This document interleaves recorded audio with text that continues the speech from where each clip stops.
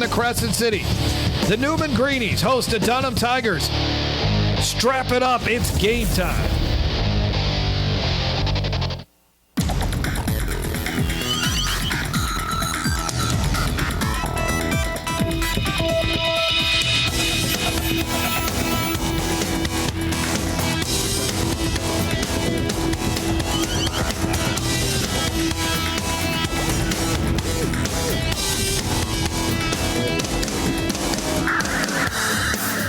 It's a balmy night in the Big Easy, and the playoff action is heating up. The quarterfinals of the Division III playoffs as the Dunham Tigers travel down from Baton Rouge to take on the Newman Greenies in a battle of two teams who are 9-1 on the season.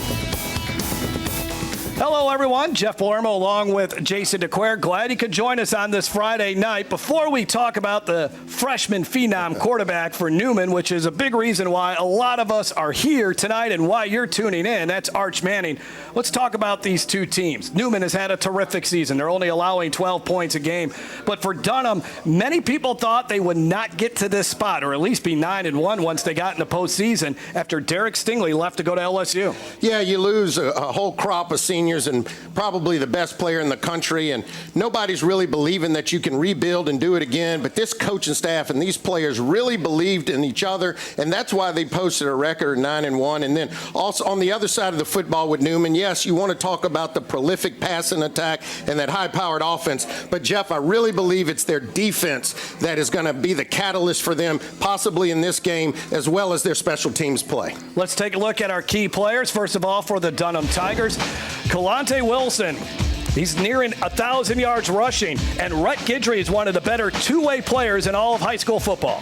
Yeah, Kalante Wilson, the bell cow back, he is really going to be asked to carry the load in this football game, really try to grind the clock up and keep that prolific passing attack of Newman on the sideline. And then Rhett Guidry, just an outstanding player. Coach Weiner said one of the best defensive linemen he's ever coached, but really grading out to play tight end at the next level. NFL star Odell Beckham Jr. graduated from Newman, but Jarmone Sutherland has shattered all his records. Yeah, when you talk about shattering the records of the likes that have come through here at the wide receiver position, just tells you how phenomenal this kid is and will play at the next level. You see 1,100 yards of offense and receptions, and then averaging almost 16 yards a catch. And then Brandon Williams on that defensive side, the defensive lineman, the senior captain, they can line him up in multiple places, and they'll be looking to use him to put a lot of pressure on that Dunham offense. And then the main guy that a lot of people love watching the play so far this season, that is Arch Manning. He is the grandson of Archie Manning, the son of Cooper Manning, and he's put up big numbers this season, Jason. Yeah, he has, and Coach Stewart really has said, even though Eli and Peyton have come through here, he is further progressed as a freshman than where they were. So that's really saying something, and really high praise for Arch. And I tell you what, you see his numbers there, 2,300 yards, 34 touchdowns, and he is playing great football. But I really believe, again, it's Newman's defense that has been playing outstanding this season. Newman and Dunham met in the playoffs in 2016. Newman won by 1 point. We expect another close one from Isidore Newman High School. Stay tuned. Kickoff is coming up on Game Time. Game Time on Your View is brought to you by Louisiana Farm Bureau Insurance, ready to serve you with auto, homeowners, life insurance, and more. Real service, real people. ITI Technical College, your key to a better life. And by Peak Performance. At Peak Performance Physical Therapy, we treat the athlete and everyone stronger, faster, better. Check out yourview.com for in-depth high school football coverage. This throbbing neck pain was so bad it moved to my shoulders and was causing severe headaches. Then a friend suggested I choose Peak. 2 weeks later, the pain was completely gone. So glad I chose Peak. Choose Peak Performance Physical Therapy. Hey, Joe Martin here. You've seen our commercials over the years, and you may be wondering, what's in it for me? Well, ITI Technical College has been selected by Forbes magazine as a top 32-year college. But even more than that, the reason we do this is you. Our tagline is for a better life, and we mean that, for you to be able to have the life you've always dreamed about, to do the things for your family you've always dreamed about. And it can begin here, where we are dedicated to your success, because here at ITI, the reason we do it is you. My shoulder pain got so bad I couldn't lift anything overhead. So I chose Peak Performance, and I can't believe how much better I am now. Peak really does get you back into the game of life. Choose Peak. Choose Peak Performance Physical Therapy. Moments away from kickoff from Isidore Newman High School. Let's bring in the third member of our broadcast crew, Carly McCord, down on the sidelines. Carly, welcome to the coverage of this exciting football game. Thank you, Jeff. Exciting indeed. And one of the reasons it's so exciting is because both of these programs have two outstanding head coaches, and we were able to catch up with them earlier. And I asked them, what was the biggest message that you harped on all week long to your teams? Well, starting with Neil Weiner for Dunham, he said really it's all about playing well defensively, especially in those pivotal moments. And then on the flip side for Newman's head coach, Stewart, he said it's all about being well balanced. Yeah, absolutely. Well, for us, defensively, we got to get off the field on third down. They got a prolific offense. They've done a great job all season of converting those third downs. So that's going to be big for us so that we can hold on to the ball as long as possible. And, you know, for us, it's every single week we're just trying to get better, and we don't put too much emphasis on what's at stake. No, yeah, I think that, again, that's a great football team. You have to win in all three phases. I think for us, first off, offensively, take what they give us. I think we have to be able to run the football. They have an outstanding defensive staff. I know that they're going to try and take some things away from us. So stay balanced offensively. I think defensively, want to try and keep them backed up, eliminate the big play. Neil Weiner's a tremendously innovative offensive mind. You have to be ready for trick plays. You have a great running back. Watch him out of the backfield. And then win the kicking game. I think, you know, again, in games like this, it could come down to one extra point, one busted assignment. So we've really stressed all three phases. For us, not one thing. I think for us, we have to really play a complete football game tonight. Certainly a lot of strengths on both of these sidelines tonight. It's really just going to come down to who has the better day. Jeff, we'll go ahead and send it back to you. All right, thank you, Carly. There's a look at head coach Neil Weiner for the Dunham Tigers. In his sixth season, he is 50-16 at Dunham. He was also the head coach at Zachary and Catholic Point Capee. Of course, the son of Dale Weiner, the longtime head football coach at Catholic High, who retired a few years back. And then for the Newman Greenies, head coach Nelson Stewart. He's been an institution at this school. 14th year as a head coach, his 21st year as a coach. He played at Newman in the early 90s, went on to play at Tulane as a backup offensive guard. He was on that 91 Newman team where Peyton was the quarterback and Cooper Manning was the wide receiver. And Coach Stewart thinks that might be the best team that has ever come through Newman. Dunham won the toss, and they have elected to receive. And for Newman, Will Hardy has it teed up. Both of these teams had a bye last week, so they should be fresh. 2 weeks to prepare for this one. And we're underway, quarterfinals of the Division III playoffs, and that ball sails into the end zone. Touchback. And for the Dunham Tigers, they have settled on one starting quarterback. That's Anthony Safford. There's a look at him, a senior, 6 foot, 175 pounds. He transferred into Baton Rouge and walked onto the Dunham campus right before the start of school. He was living in Indiana. And it took him a while to get up to speed with the offense. Steven Still started as the quarterback, and he still might get some action in this game.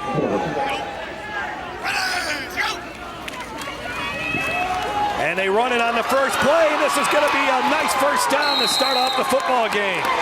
Kalante Wilson, we talked about him at the top of the broadcast, averaging 7 yards a carry. Nice little hole there on the counter. Yeah, Newman needs to get ready because they're going to get a mouthful of Kalante Wilson tonight, and you see his first carry there, right off tackle and able to pick up a big first down. Kalante is only a sophomore, 5'7", 180 pounds, and he really had a great spring, and it has carried over to this season. Uh-oh, little razzle-dazzle coming up. Joshua Hardy wants to throw back. He gets hit as he tries to throw it. Ball's on the ground. It's still a live ball. Who's going to get this one? And Newman picks it up, and that's a touchdown. What a way to start this football game. James Downing with the score, and the Greenies are up 6-0. Well, we talked about Neil Weiner had some trick plays, and this is one, and I think it was one razzle-dazzle too many because it gave number 34, Will Hardy, an opportunity to get in the quarterback's face and disrupt it. Watch here, and then just a little too long. The receiver was open, but there he comes, number 34, and before the quarterback there could cock and load, number 34 was in his face, causing the fumble and the scoop and score there for Newman. What a big play. Oh, man, you can't ask for a better start if you're the Greenies. And if you're Dunham, you just need to forget about that. That was one play, still a long way to go in this game. But a terrific start for Newman to get a touchdown on the board without their prolific offense getting on the field. On for the extra point, it's Will Hardy who forced that fumble. And the extra point is good. Let's take a look at our keys to victory. Turnovers always play a big part, Jason, but there's some other keys to look at when it comes to these two teams. Well, and for Dunham, they want to stop, obviously, the prolific passing game of Archman, and we've talked about that quite a bit. But we also talked about eating up the clock on offense. You saw Kalante Wilson on that carry, had a chance to do that, but the turnover set in. And then for Newman, win the field position battle. We've already seen them do that with the scoop and store. They have great special teams, and then they also want to keep Kalante from going off and really having a big game. For the Newman Greenies, they have never won a state championship. Dunham has won one in 2004. And Nelson Stewart's team has played in the semifinals the last few seasons, and they keep running up to or running into the team that eventually wins the state championship. In 2016, when they beat Dunham, they ended up losing in the semifinals to Catholic High of New Iberia. Last year they lost to Notre Dame. Both of those teams won it all over the last 2 years in Division III. The top seed in Division III this year is Lafayette Christian, who moved up from Division IV. Well, and when I saw that opening trick play there, Jeff, second play of the game, what it tells me is Coach Weiner knows that he's got to get some points up against this Newman team, because his offensive possession started out well and went to the trick bag very early. Well, the fact they did not defer until the second half, too. They won the toss. They wanted the ball first, so they wanted to strike quickly. Nick Swear on the return as he stumbles up to the 29. Let's take a look at the starting lineups for the Dunham Tigers, averaging 32 points a game. We take a look at that offensive line. Camden Holmes was a defensive lineman, and he's been a very consistent offensive lineman this year. How about Orrin Gleason? He is a two-time tennis MVP for the Dunham Boys State Championship tennis team. That's a pretty good story. Got Joshua Hardy back there. Gabe Hitzman is a wide receiver, 22 catches on the year. And look out, here comes Kalante Wilson into Newman territory. And then he steps out of bounds at the 36-yard line. Can the Greenies stop Kalante Wilson? We've seen 2 carries, and I don't know if they can. Kalante Wilson said, Coach, we don't need no trick plays. Just hand me the football, and you see right now, I mean, he's touched it twice, and twice he's had 2 explosive running plays, and I will guarantee you this time, I don't think Coach Weiner's going to go to the trick bag. I think he's going to play it straight up. Got great field position off of that run there by Kalante Wilson. They have not been able to stop him yet. 47 yards on 2 carries. He gets the football again, and up to the 33-yard line. When we did the semifinal game here 2 years ago, they could not stop Catholic High of New Iberia. They ran it right down the Greenies' throat. Let's take a look at that defense. It's been very good. We already highlighted Brandon Williams, the linebackers, John Hugger, Wade Polite, Will Hardy, Jeff Amos, cornerback Sterling Scott, Penn McKay, Jackson corner. The linebackers are athletic. They move well, play with great technique. The defensive line, though, has been the strength for this Newman defense. Their defensive coordinator, Dustin Knopfnagel. From the 34, keeping it, it's Safford, and he gets hit from behind. Nice job by Newman. Finally, a little penetration back there. There's the leader of the Greenies defense, Wade Polite, who missed the last 2 games because of injuries. He's back out there tonight, and it sets up 3rd down and 5. Yeah, it's a big play for Polite because Safford really complements the running game. You saw Kalante Wilson, and one of the reasons that I believe Safford became the starter is because of his ability to run. A little bit better runner than the other quarterback they were using earlier in the year. So Safford had 3 touchdowns against Episcopal. That was a big win for Dunham. bright, smart young man. Wilson had a little trouble with the pitch, and then he gets hit behind the line of scrimmage. Greenies pursue the football very well. Will Hardy leading the charge. Well, they were having success with the read option, but this time they go more to the just traditional option game there between Safford and Wilson. And really what it does is it allows that Newman defense to get some penetration with those types of play calls, and then Newman is really taking advantage of it. So 4th and 6, looks like Neil Weiner will keep the Dunham Tigers offense on the field. They don't punt much. That's what he told us. They're not going to, they hate to punt. They don't want to punt. They're not going to punt here at 4th and 6 at the 36. Well, I think this is an area you wouldn't usually punt the football, but we got to see when this Dunham team really meets some adversity tonight. Good clean pocket here for Safford. Has all day to throw. Long throw, intercepted. Another turnover. Sterling Scott with the interception, his 6th of the season. Well, that's just such a difficult play to make. First of all, you got to be aware here that, as you mentioned, the second turnover already early in the ball game. But the mistake that Safford really makes here is trying to throw late way across the field. You really got to try to say, hey, let me go try to do something with my legs and pick that up. But that ball just hangs in the air way too long, trying to throw that football from one hash to another, and Scott's able to pick it off. So now 6 interceptions for Scott, 5'10", 170-pound junior.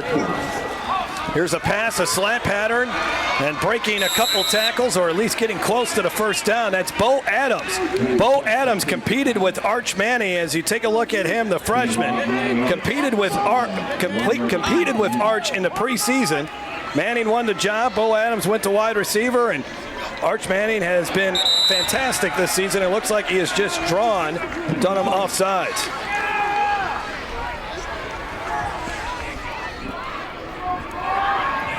Encroachment, defense, number 10, 5 yards, results in a first down.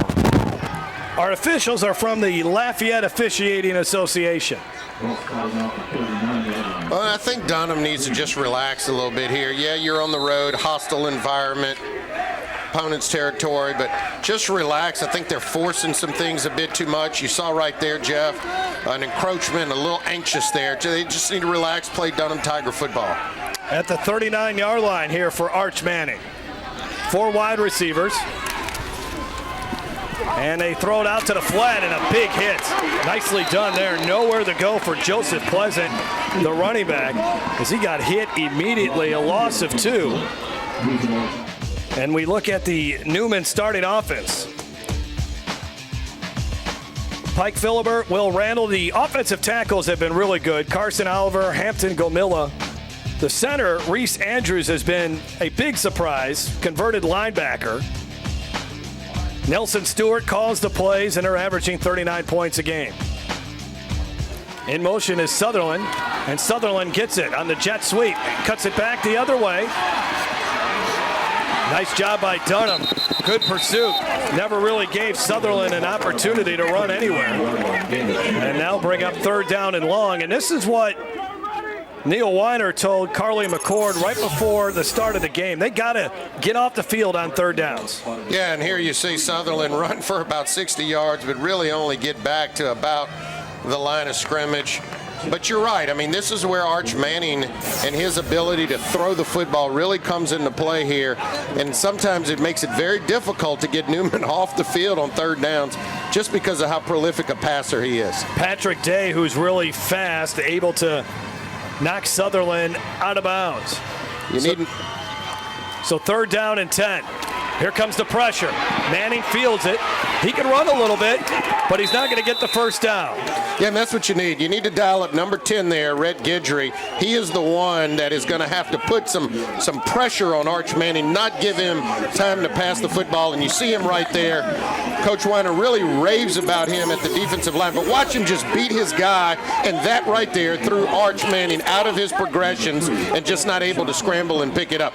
That is who they're going to need to make plays for them on 3rd down. Neil Weiner says he has. He's been in the backfield a lot this season. Kalante Wilson ready to return. Sutherland handles the punting for Newman. Not a great punt, but it's actually going to work out for the Greenies.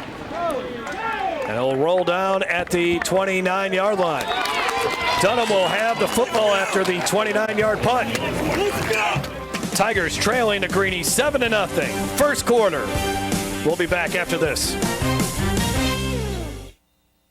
Tonight's Game Time keys to the game are brought to you by Visit Baton Rouge. It's not just the capital city, it's the hub of all things Louisiana. Find out more about all the Red Stick has to offer at visitbatonrouge.com.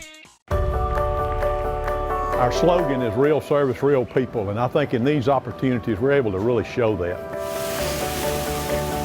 We call on our communities a lot for support, and of course certainly we have a lot of customers. It's a terrible tragedy certainly, but it gives us the opportunity to give back. And the best thing about Farm Bureau is the people, and I think you can see that right here today. Tonight's Game Time starting lineups are brought to you by Peak Performance.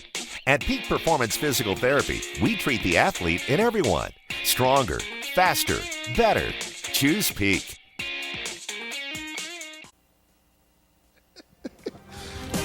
Get in the know. Sign up for our Louisiana football newsletter for high school football playoff and championship coverage, as well as exclusive LSU and Saint stories and videos. Just go to yearview.com/Louisiana football to sign up.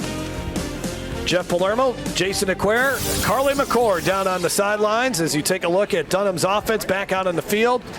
And their quarterback, Anthony Safford, wants to play for an Ivy League school.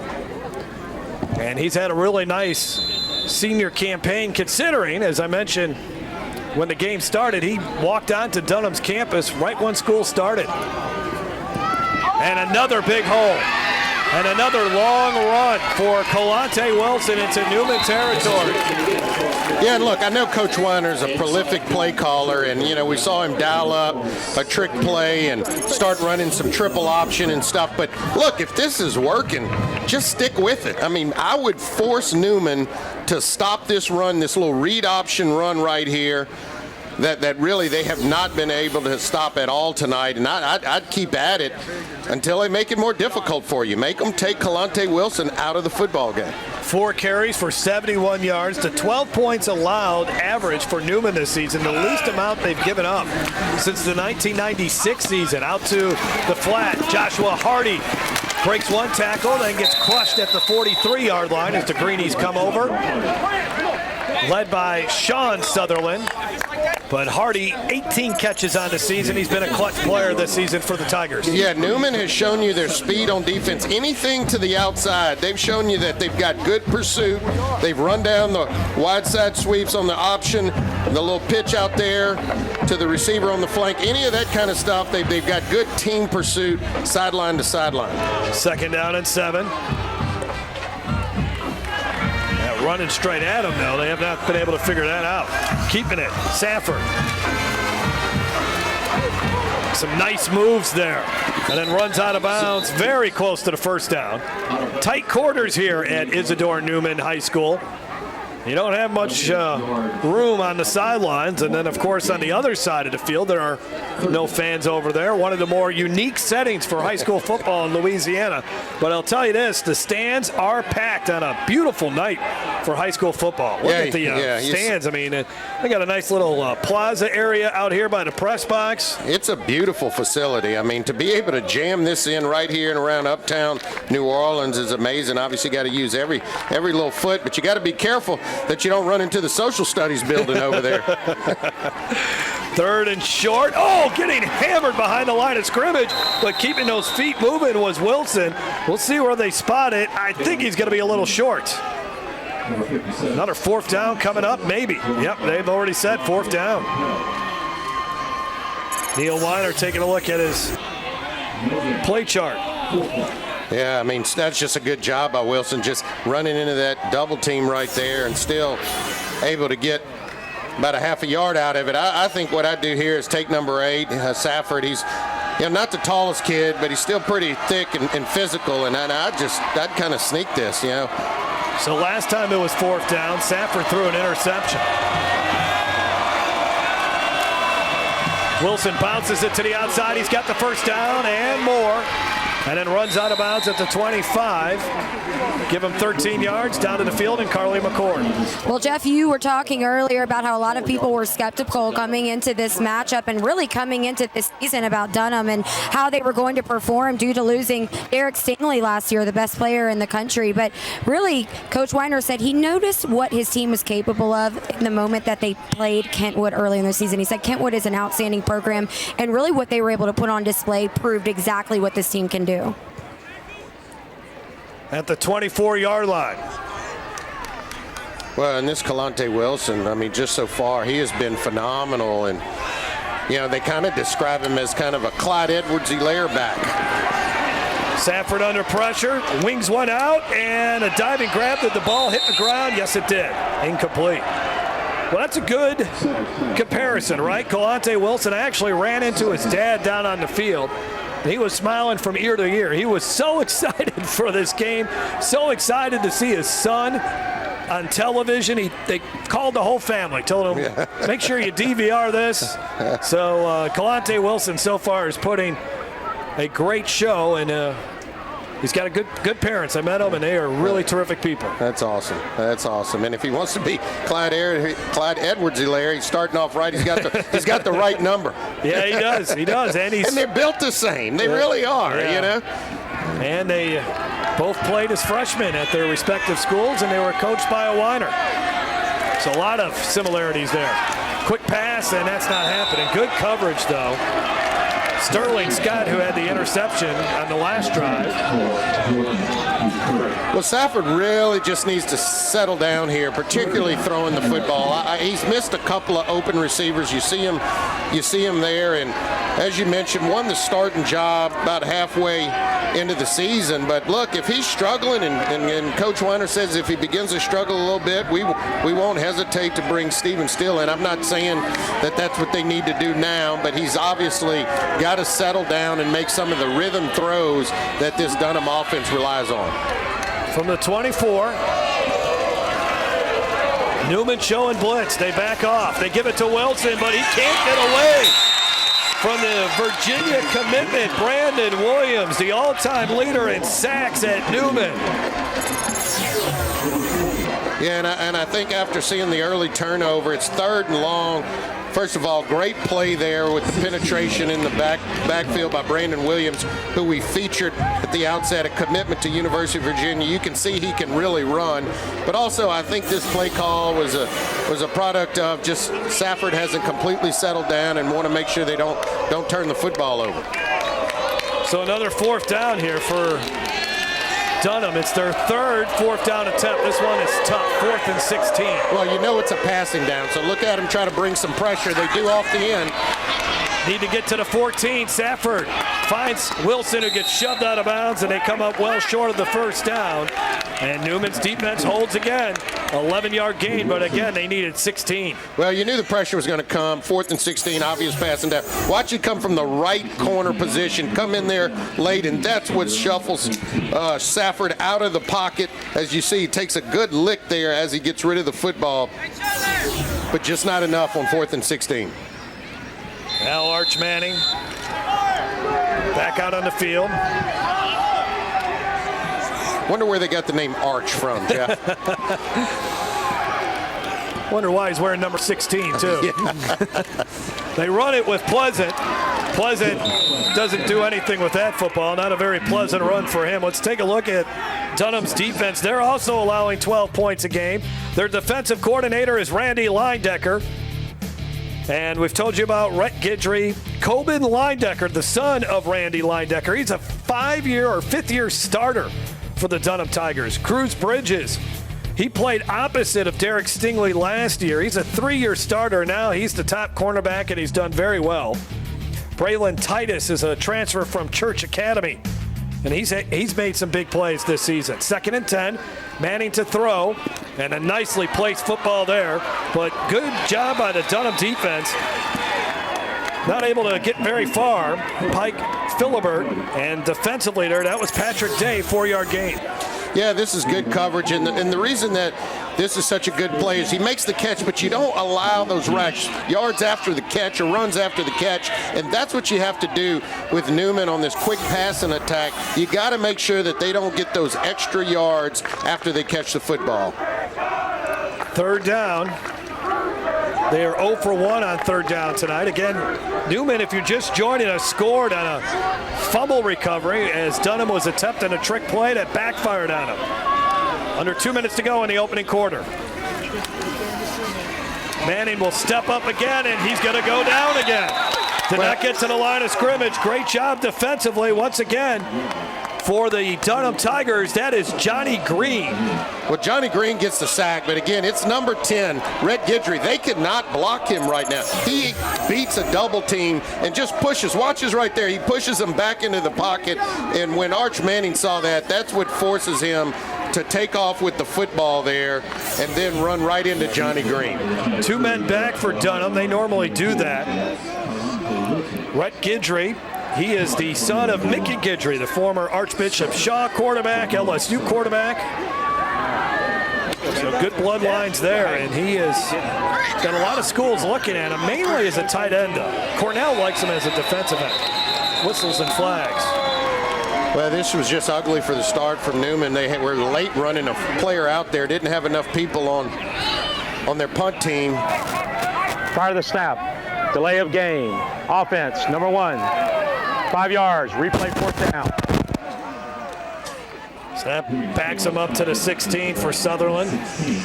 And so those are just those mental lapses. You have players, you know you're supposed to be on the punt team, you're late running out there, and then that's what causes the delay of game. Now here's the opportunity Dunham needs to take advantage of. Their punt returners are lined up with their heels at the 50-yard line. Sutherland averaging 40 yards a punt. His first tonight went for 29 yards. Oh, coming in there and almost getting it for Dunham was Patrick Day. And this ball will finally roll dead in Dunham or Newman territory at the 47. 31-yard punt that time. Yeah, again, just the play by Red Guidry causing havoc on third down, backing Newman up and forcing him to punt the ball. Dunham will start off here with great field position. Well, I would say that Dunham has won the time of possession battle, Jason. I mean, Newman's offense has not really been able to get on track. Again, it was a defensive score, which is why the Greenies are leading 7-0. Well, the problem is they can run it 40, 50 yards, and then when we get around the 30-yard line, the offense has just died. It hadn't progressed or been able to keep going down into the red zone. Almost an offsides by Sean Sutherland, but he gets back on the line of scrimmage. Plenty of time on the play clock here, 15 seconds. Go right to Kalante Wilson. And Brandon Williams, who plays well against the run. Great pass rusher, and he's also really good as a run defender. And Will Hardy, who has over 60 tackles on the season, a junior, for that Newman defense. They'll play man, they'll mix it up a little bit, but this is a veteran Greenies group. They got 9 two-year starters out there.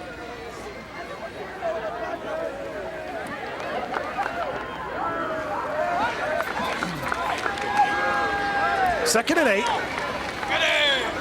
Could be the final play of the first quarter. Instead, we have movement. I think someone on the Dunham offensive line backpedaled. Right guard there. That might have been Orrin Gleason. I think got an early jump, number 64.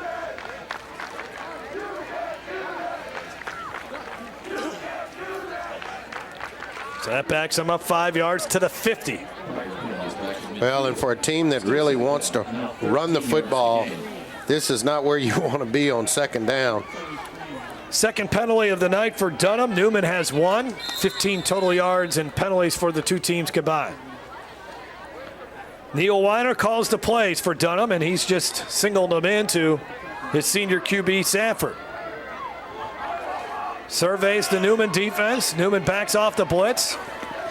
Wilson gets the carry, and yards are a little bit more tougher to come by up the middle as he squirts through there for about 6. And that's our opening quarter of this Division III quarterfinal playoff matchup between the Dunham Tigers and the Newman Greenies. Greenies strike first on the defensive touchdown. Dunham has a big third down coming up. Stay tuned, more of Game Time coming up. Hey, Joe Martin here. You've seen our commercials over the years, and you may be wondering, what's in it for me? Well, ITI Technical College has been selected by Forbes magazine as a top 32-year college. But even more than that, the reason we do this is you. Our tagline is for a better life, and we mean that. For you to be able to have the life you've always dreamed about, to do the things for your family you've always dreamed about. And it can begin here, where we are dedicated to your success, because here at ITI, the reason we do it is you. We're here at Podna's Barbecue, Louisiana's best barbecue. I've got the owner, Gerald Hopper, and you've got mouth-watering, fall-off-the-bone ribs. Well, they're slow cooked, I can tell you that. Perfect for game day. It's our tailgate spread. Half slab of ribs, 2 halves of chicken, and 2 pints of sides with Texas toast and barbecue sauce, all for $24.85. With fast service, dine-in or take-out, and 2 great locations, Florida at Donmore and Sherwood Forest at I-12. Welcome to Monogram Express, a unique embroidery boutique specializing in personalized and one-of-a-kind gift ideas. Gifts for babies, children, ladies, and even men, we have you covered. Equipped with state-of-the-art embroidery machines, along with an experienced client-focused staff serving you 6 days a week. Check out the area's largest selection of letters, designs, and thread colors. We're your one-stop embroidery shop, handling personal, corporate, team, and school logos, and you're welcome to bring in your own items. Conveniently located at 2109 Veterans. Monogram Express makes your ordinary gifts extraordinary. Jeff Palermo, Jason DeQuare, and Carly McCord down on the field on what is a lovely night for high school football in New Orleans the week before Thanksgiving. 3rd down and 7 for Dunham. Dunham so far has not fared too well on 3rd down. 94 total yards for Dunham in the first quarter. Newman just 15. Tigers 0 for 3 on 3rd down, but make it 1 for 4. First down for Wilson to the 30-yard line. And that's where they're doing their damage. I mean, just kind of lining up and picking which gap Kalante Wilson will run through right there. Good job by the line pulling, and then he gets in the open field, man. He's tough to handle. Not a play call you would think on a 3rd and 7 traditionally, but with the work he's putting in, that's a pretty good call. Already over 100 yards for Wilson. He's over 1,000 yards for the season now. He needed 77 yards to get over the 1,000-yard mark. Had 1,300 yards rushing last year. Nice catch. Nice tackle by Scott. Making the grab. That's Gabe Hitzman. 22 catches on the season. He's the cousin of Nick Swear.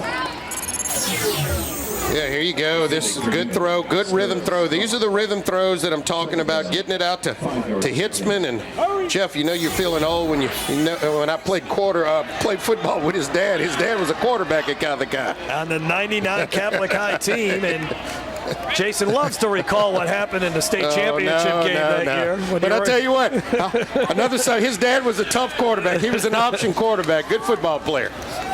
They throw down towards the end zone. In stride, touchdown, Dunham. Joshua Hardy. Well, what a throw there. And I think Coach Weiner's thinking, hey, I'm glad we changed quarters. We're going different directions.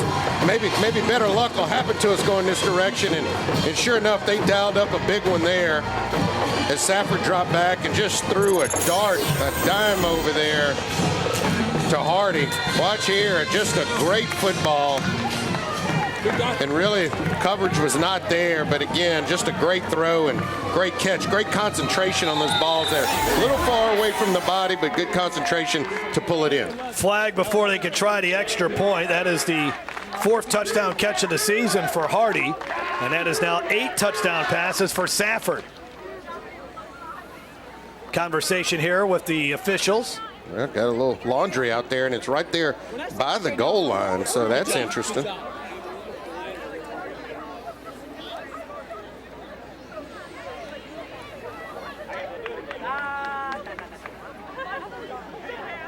So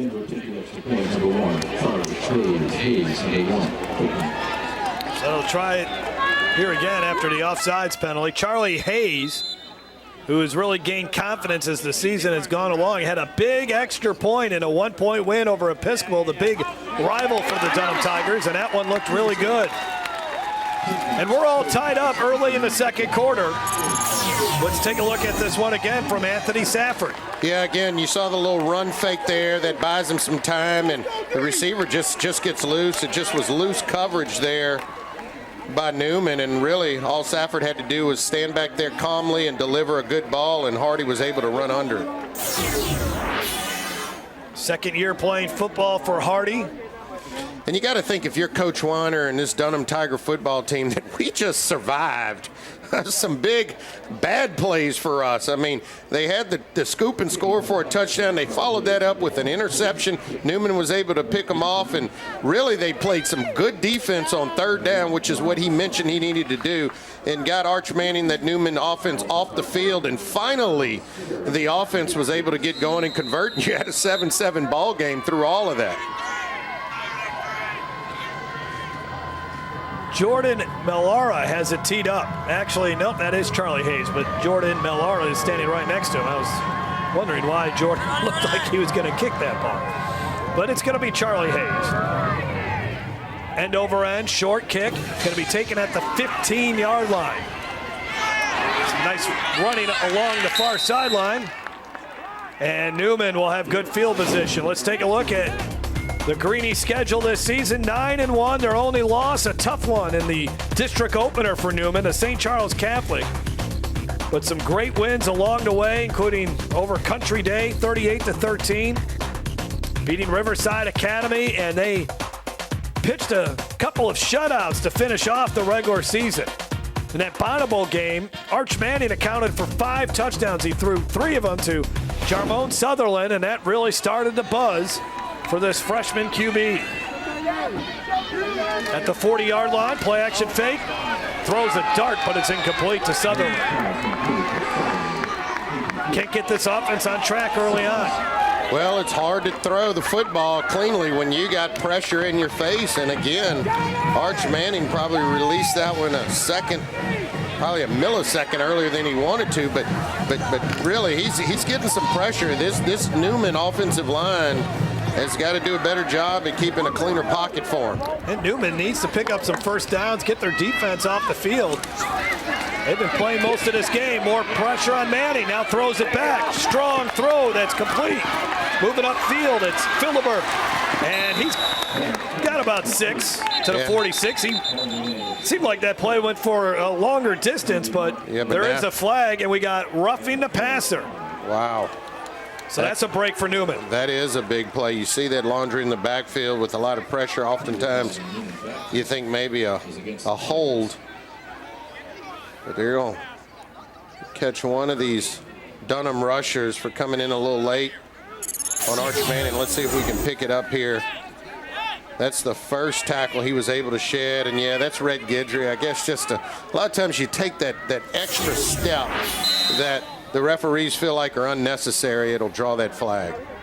Dunham fans are thinking, oh, what's that, preferential treatment for a star quarterback? Sure. Of course. And he's in his Tom Brady treatment, right. Or Peyton Manning treatment. 1st and 10 at the 40-yard line. That's only their second first down. Comes early in the second quarter. They run it with Pleasant. Let's see if they can get him established. Nothing happening, only a gain of a yard. Coben Leindecker, one of the defenders there. As you look at Pleasant, 872 yards rushing. And a really big game against Country Day. Runs really well between the tackles as you take a look at Arch Manning. Replaced Martin Butcher, who was a terrific quarterback here at Newman. Butcher threw 51 touchdown passes last season. Him and Murray Calhoun were a dynamic duo. But now they got this young man for the next 4 years. It's kind of like the Green Bay Packers. All they have is good quarterbacks. Flag on the far side of the field. So Dunham going to be flagged here for 5 yards.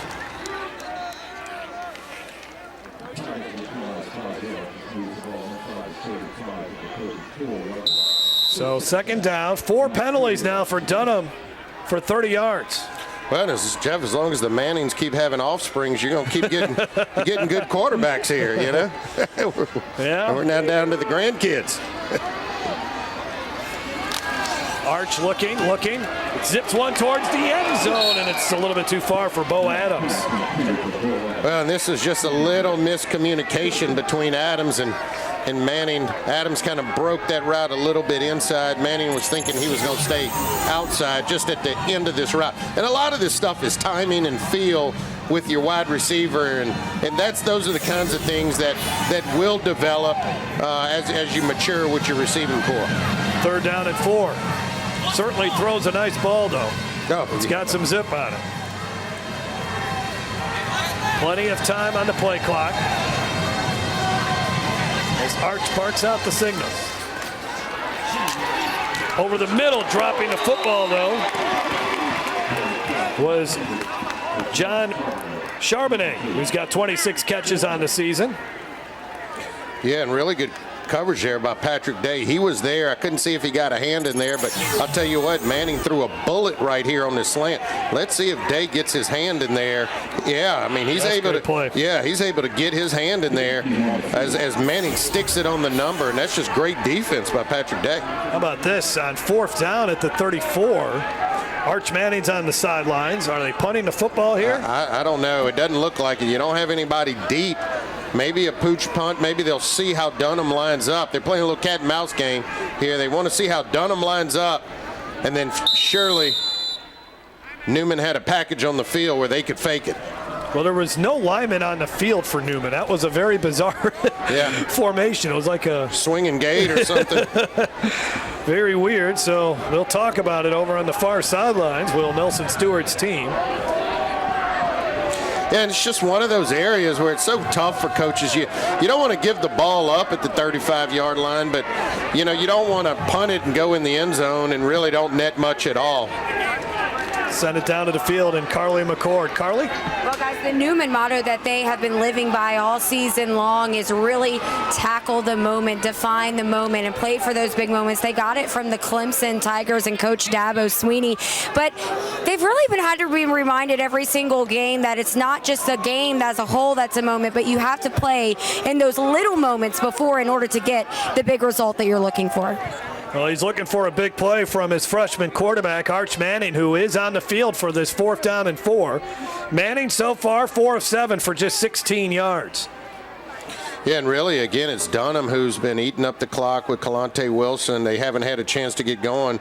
Dunham's had the ball for about 9 minutes, and a little over 9 minutes, and Newman's only had the ball for about 4.5 minutes. Neil Weiner is wondering why this timeout is taking forever. I mean, Newman has a chance to write up an entire new playbook. Well, they got the classrooms right next to them, so they go in there. Yeah. Drop a few new plays. Yeah. All right, here we go. 4th down. Pleasant to the left of Manning.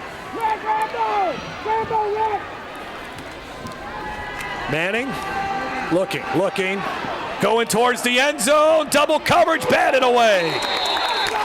And Dunham will take over on downs. Well, this ball floated a little bit on Arch. He didn't get off a clean spiral. I really thought he had an opportunity to squeeze it in there to Bo Adams, but just a little late on the football. Injured Dunham Tiger right now. That is Braylon Titus, a junior. And you'll see this ball just didn't come out clean and probably should have released it right there. It just hangs on to it a bit. You see it fluttering, and it gives those defensive backs time to close on the football. And you see right there, that's not that clean, crisp spiral that we're used to seeing from Arch Manning. And Titus fell very hard on his left shoulder, and he's still on the ground in the end zone as the training staff comes to take a look at him. You don't want to lose any defensive backs in a game like this. No, not in this game. And then also, anytime a defensive or secondary player goes down for Dunham, you're holding your breath because they use so many two-way players. You got to make sure that it's not your quarterback that went down. Certainly, I don't think there's too many two-way players for Newman at all. No, there really aren't, and Dunham uses a lot, and we've already talked a lot about Rhett Davis, and obviously Anthony Safford playing quarterback. He's been on just about every snap in the secondary. Let's see if we can see he's still got a chance where he comes down here. We'll talk about it at halftime because I got some stuff going on. So at the 34-yard line, let's hopefully he can come back. Tigers take over, tie ball game. 8:13 to go before halftime. Flag down. Wilson goes out of bounds. Another flag comes flying in. I think that's 2 separate penalties. So a lot to discuss. Maybe not.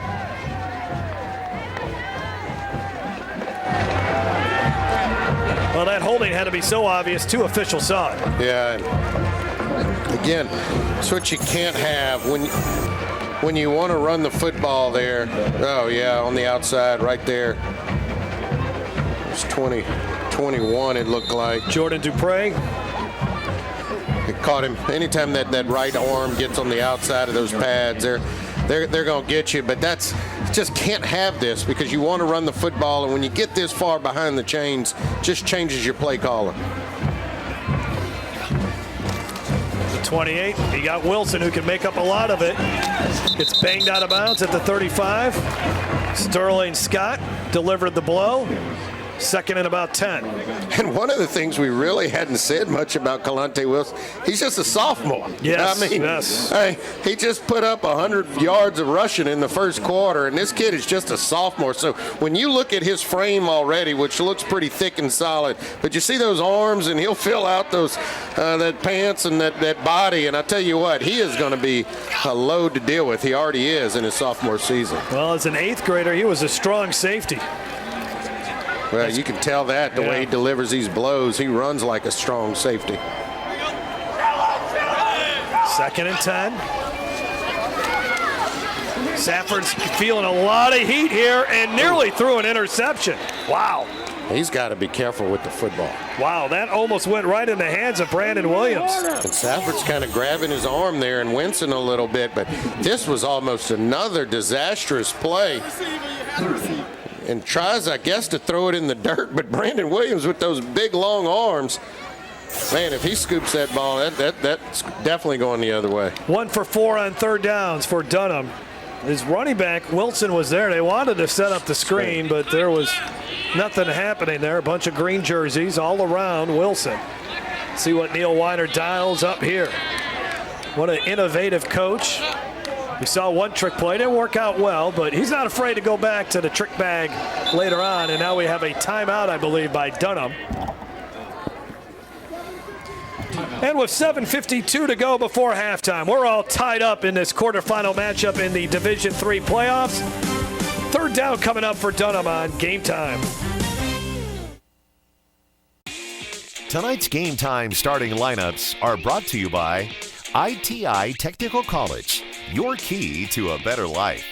Check out the stories behind the games. Visit yourview.com/Louisiana. Our slogan is real service, real people, and I think in these opportunities we're able to really show that. We call on our communities a lot for support, and of course certainly we have a lot of customers.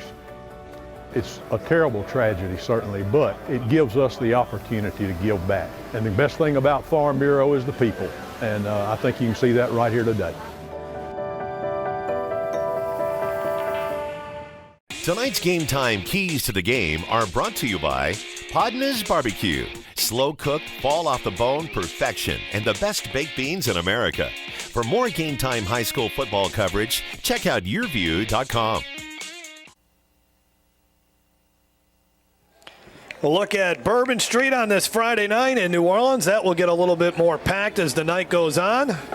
That's the clean version of Bourbon. They came in and redid it. That's not the Bourbon Street I'm used to growing up. Not that I ever spent any nights down there, Jeff. But No. 7-7 as we are in Uptown, and we have movement again on Dunham. Dunham has already had 4 penalties. That would be 5. Now 6. Quarter snap. Ball start. Number 21. Offense. 5 yards. Still third down. And you know the killer about this is it happens when you come out of a timeout. I mean, you go and the coach burns a timeout, dials up your probably your perfect 3rd and 10, a 3rd and 11 play call, and then you get a pre-snap infraction, and now you're really behind the 8 ball. Dunham has 6 first downs in this game. Kalante Wilson is responsible for 5 of them. He'll be in the backfield with Safford. May just give it to Wilson, see what he can do. Play action fake. They throw downfield, and there he is. Nice grab. Joshua Hardy, first down. Picking it up on 3rd and 15.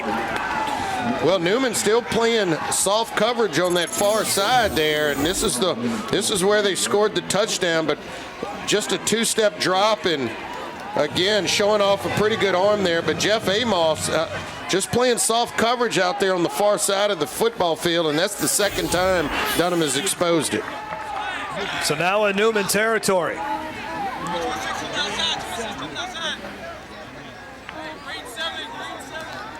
Safford looks back at his sideline. They got a bunch of flashcards there as a way to single in the play. And they decided to give it to number 22, Kalante Wilson, who gets maybe 4. Well, he is so tough. I mean, even if he's not popping the big one, what makes him so great of a running back is on that first down, he's still falling forward for 4 yards, 5 yards. That's what really puts your offense in great position, particularly if you can stay in second and short. 2nd down and 6. Why the clock running? What are we doing? Coach Neil Weiner wants to wonder why the clock isn't running here. There was no first down. Yeah, and he's worried about the game clock. The play clock was running, and I guess they're going to try to see if they can sort this out. Well, they're asking to put 40 on the play clock, but the game clock was stopped at 7:17. And you know, he wants the game clock to run. That's his whole strategy here, is let me eat up game clock while I have the ball on offense. And so these seconds, although it may not seem a lot, but is precious to Coach Weiner and really falls within his game plan. They pointing up here, Jeff. Hopefully they're not yelling at you and I, but the clock is next door to us. Well, now to try to determine how much time should come off the clock. Yeah, I mean, he's going to fight for that, and I don't blame him.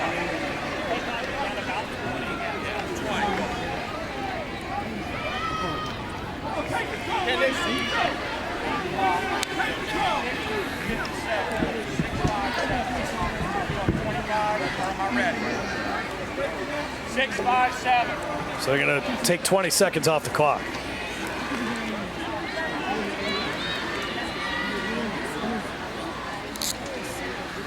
Yeah, that's a big difference. There they go. They got it up there. Neil Weiner won the argument. That tells you he's paying attention. Yeah. He knows what his strategy is, and when his running back is chewing up the clock and chewing up yards, wants to make sure those seconds are coming off. Now they'll get the game clock going as well as the play clock. I think we got everything in sync again, Jeff. Look at Safford's number. It's good and bad there. He's got Dunham driving again. Wilson stumbles, and then he'll be wrapped up. Sterling Scott called his name a bunch so far in this football game. Well, and that's how you have to slow Wilson down. He got through that first little tier there, but then he started running laterally. If you could watch as he breaks through, and right here he trips and has to run laterally. Not what he wanted to do, but that's how you slow him down. Had he not lost his balance, he would have kept going north and south. 3rd down and 5. Dunham is 2 for 5 on 3rd downs. Safford feeling some pressure. He's got to get out of there. Just throws it away. Nice job by Newman defensively. Dial up the pressure. 4th and 5. Well, and you see right there, there's just nobody picks up Hardy, and it really makes it tough for Safford. And man, that's a lot of strain on that arm just trying to throw the ball away there. And you see he's still holding it straight. I'm wondering, he's tugging on it. I'm wondering if he's in some pain there, trying to fight through it. Now, I'll tell you, the last deep throw, really, his yardage has come on 2 deep balls, one for a touchdown, one on a big 3rd down conversion. 4th down again for Dunham. They've had plenty of them. They go deep again. A wide receiver falls down. Are there going to be flags? Yes, there will be. Yeah, and Grant Cohn got tangled up there with the defensive back, but I tell you what, I really think there was miscommunication here because Grant Cohn had cut the route in towards the post, and Safford was throwing it way to the outside, so there was no way there was going to be a completion on that play. Pass interference, number 26, defense, 15 yards from the previous spot, automatic first down. Yeah, that's a huge bailout there for Dunham because I really think miscommunication and weren't gonna be able to pick that up. Watch here. You'll see the defensive back, but watch 7 now break his route. Well, he was trying to break his route inside, but that's a good call. 26 really pulled him down. Thomas Kerrigan guilty of the penalty. Wilson with a couple of blockers. Gets inside the 20.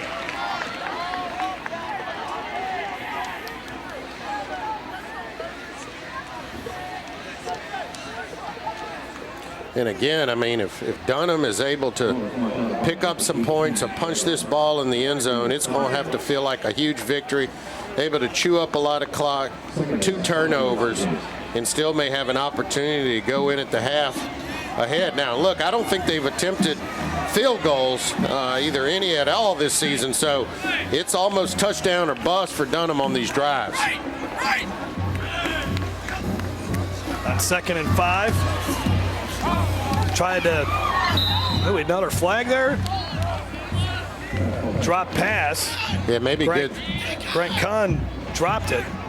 It may be good that he dropped it because I think where he caught it, he might have actually lost yards had he caught the football. Because you see, Safford has to drop back quite a bit, and yeah, I mean, he clearly would have lost yards. 3rd and 5. Now here's where I think 22's got to touch the football because at least you'll make it 4th and short. I mean, he has not been stopped for negative yards tonight. Actually motions out of the backfield. Safford keeps it. And only a yard or 2. Not even. He got to the line of scrimmage, and that's it. Yeah, I don't know why you take the ball out of 22's hands. But again, trying to catch him off guard, what you do is you take 22 and you send him in motion, and you maybe thinking they're going to swing it out to him. And so, see, people leave the box. And when they leave the box, you're thinking, okay, now my quarterback Safford has an opportunity to scramble and pick it up. I like the design, but just didn't execute well. 4th and 5. 1 for 3 on 4th down. That's amazing that this is their 4th down opportunity. And we're only in the 2nd quarter. Well, they keep it again with Safford. Safford's got the first down that time, though, by a yard or 2. Nice run by the 6', 175-pounder. Yeah, good run there. Basically went back to the same play call. Kind of a little fake bubble screen out there, and then just getting the idea there is just getting north and making sure that you get upfield and pick up the first down. And again, this drive here, they are really chewing up the clock as we're getting under 4 minutes, and that's keeping that Newman offense on the sideline. They can't get going. Farm Bureau Insurance red zone for Dunham. And I'm not sure what that was supposed to be. I guess some sort of lob pass towards the pylon. Yeah, and I think Safford was saying, Hardy, run. I mean, run your route. You know, I'm throwing the football, but it looks like maybe he thought it was a hitch up and just obviously not on the same page there. So it'll be 2nd and 10.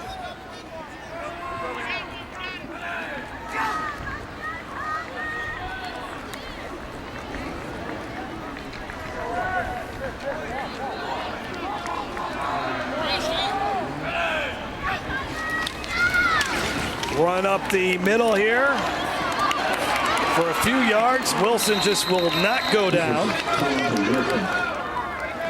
And another 3rd down. Man, Dunham has had the ball for a long time. Yeah, they really have. I mean, this is the game plan. Normally we think of these Dunham teams, Jeff, with such high-flying offenses that they want the ball, hurry up, and let's score. They're showing you that they're multiple, and it also shows you that they can play the game different ways, and they know when they need to slow it down and pound the ball. And what great ability to be able to play in such versatile ways in each football game. Well, the key is to get 6 points out of this stuff. Another third down for Dunham. Third and about 6. Over the middle, almost intercepted, batted in the air, touchdown, are you kidding me? Wow, I saw that coming with the second receiver, and at first you're right, you thought it was going to get picked off on the slant. It was not a good throw at all. And then it was the second route of the second receiver. Watch here, I mean, it looked like the ball was just, I mean, that was misthrown by about 5 yards. Just like they drew it up, Jason. I'm sure. Gabe Hitzman catches the ball in the end zone for his 4th touchdown catch of the year. And just never gave up on it. Extra point try. Flag, though. Man, we've had a lot of laundry out there.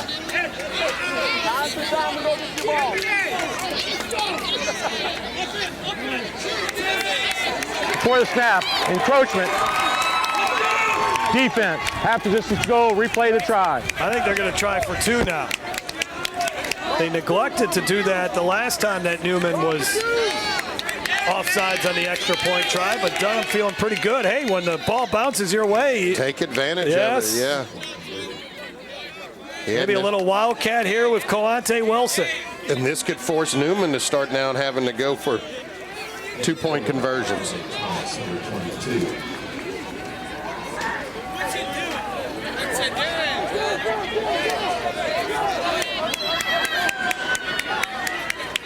Wilson. He's in there. Yes, he is. Puts the head down across the goal line. It's 15-7. How great it is to have a back like that, put him in the wildcat and say, just choose your spot as he barrels across for the 2-point conversion. Lady Luck on Dunham's side as the ball pops in Hitzman's hands. 8-point lead for Dunham. When I tore my ACL, I didn't think I'd ever be able to play soccer again. My doctor told me how important physical therapy would be, so I chose Peak. I'm glad I did. Now I'm stronger, faster, better than ever. Choose Peak. Choose Peak Performance Physical Therapy. Attention to detail makes the world go round. At Baker Printing, our approach to the printing business is very simple. Treat it as if it were your own. That's not always an easy job, but it comes from the top down in our company. We thrive on the unique jobs.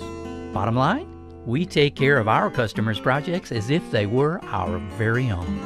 At Baker Printing, attention to detail makes our world go round. Exercising is my life, so when I had to stop because of my foot and ankle pain, I was absolutely devastated. I chose Peak and they taught me how to relieve the pain. They really do bring out the athlete in everyone. Choose Peak. Choose Peak Performance Physical Therapy.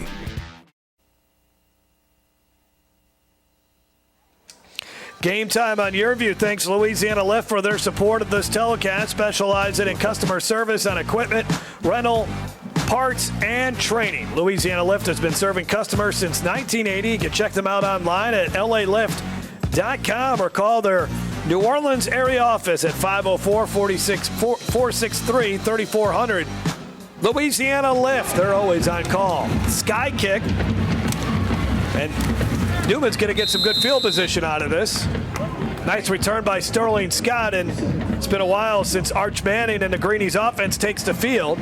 Yeah, and I don't get the sky kick. I mean, you know, he's got 2 minutes, 47 seconds left. Try to get that ball deep and make them drive the field. I guess they were respecting the return game there and didn't want to give up a big one right before the half. But, you know, if you're Newman, you got plenty of time here right around midfield. Let's see if Arch Manning can put something together with this offense. Here's the time of possession. Dunham 14 minutes, 37 seconds. Newman 6 minutes, 29 seconds. And they run the football, and this is a nice job by Pleasant. Good job by that offensive line, too. Created a lot of room for him to run. And that's a Greenies first down for Pleasant, who's 5'8", 190 pounds. He's like a bowling ball out there, according to Nelson Stewart. He might be 220. I mean, Pleasant is a big boy, low center of gravity. And I tell you what, once he gets going downhill, he is hard to stop. 13-yard run to the 39. Running the football again is Pleasant. Pleasant inside the 30, all the way down to the 24. Yeah, these are the type of backs, Jeff, that they get going when they have contact. I mean, they want to run into somebody. They want to hit somebody. And right here on this run, he just flat out trucks the defensive back. Some tempo now for Newman. Play action fake. Screen is, or not the screen, but the slant is there to the 18. Braylon Titus back out there. We saw he got banged up earlier in the game. Bo Adams on the catch. Well, and it's amazing how many of these spread offenses really can get going based on the run game, not the throw game. And Pleasant has been able to get Newman into their tempo and spread the football around. Newman wanted to come in here, be balanced, run the football, control the line of scrimmage, take what the defense gives them. They're inside the Louisiana Farm Bureau Insurance red zone. Manning will throw, and almost caught there by Sutherland. Good effort. Yeah, and Sutherland knew he had a touchdown there. That ball Manning was throwing on the run there, but just a little high there. And Sutherland went up with everything he had, tried to get it, but he knows that ball's down an inch or so. He's going to pull that one in and be in the end zone. Newman just 7 points on the board so far, averaging 39 a game. Now they face a third down and about 4. They're 0 for 3 on third down. Pleasant to the right of Arch Manning.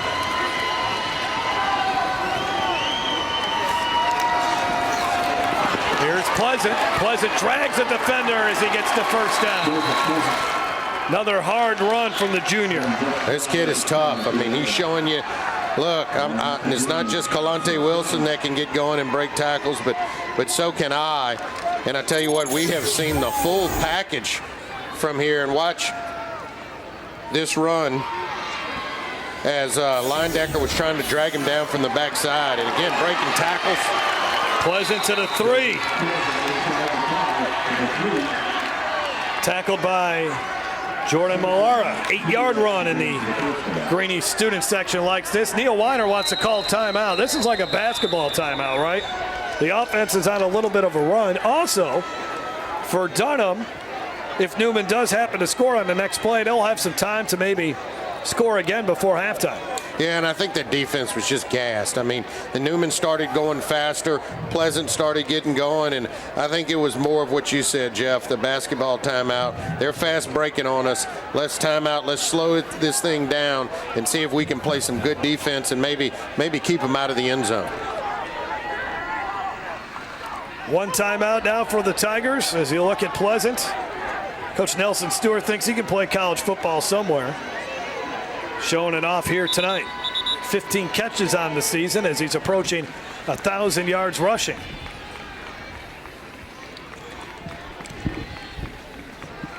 Second down at about 2.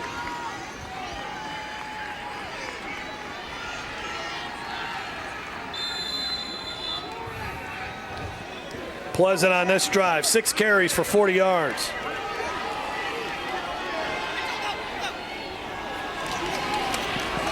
Pleasant gets it again, and the Tigers converge on him. Stop shy of the first down, a gain of a yard. Clock ticking under 50 seconds to go before halftime. Yeah, and the clock's not an issue for Newman. It's 45 seconds, but they've got 2 timeouts. So I really think that might be part of the strategy why they're kind of going slow here. They don't want to leave anything on the clock for Dunham. 3rd and 3. Manning rolling out. Corner of the end zone. Knocked away. Great job defensively there for Dunham. And again, just to think a little late on the football. Should have let that go a little bit earlier. Looked like he had Filbert there in the back of the end zone. But by the time he releases it, defensive back should have let it fly right about there. And when he does, you see the coverage able to get there. Cruz Bridges to deflection. He's healthy. The bye week really helped him out, so they bring the field goal unit on. Will Hardy, who's 10 of 11 on field goal tries. And that's interesting because you only needed a yard. You didn't even have to get in the end zone. It's 4th and 1. And I think they want to come away with some points, and then Newman will get the ball to begin the second half. Ooh, that was close. And it's through the uprights. We got ourselves a 5-point game with 17 seconds to go before halftime. Yeah, and I tell you what, that is Coach Stewart showing tremendous respect for this Dunham defense. 4th and 1, and opportunity to maybe even pick up a first, and they decide to kick a field goal. So that is tremendous respect for Dunham, and I think that's also a little small victory for Dunham as well, that you get that close to the goal line and able to hold them to a field goal. Coming up at halftime, we'll talk with the principals of these two schools. We'll look at our first half highlights. Nelson Stewart's got to think about how do we stop Kalante Wilson. That's going to be a big part of the strategy for the Greenies. Been to the semifinals the last few years, but just can't get over the hump. They had a really good team 2 years ago when we did that semifinal game against Catholic High New Iberia, but the Panthers were rolling. And I remember Newman took the opening drive. They got down inside the 20. The drive, either a turnover, they turned it over on downs. And then the Panthers, with that wing T offense, Greenies did not have a chance.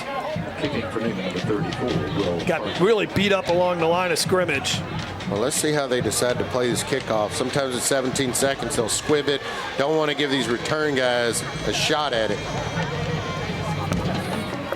They kick it back there. Going to be taken at the 7. Oh, nice job by the kickoff coverage unit.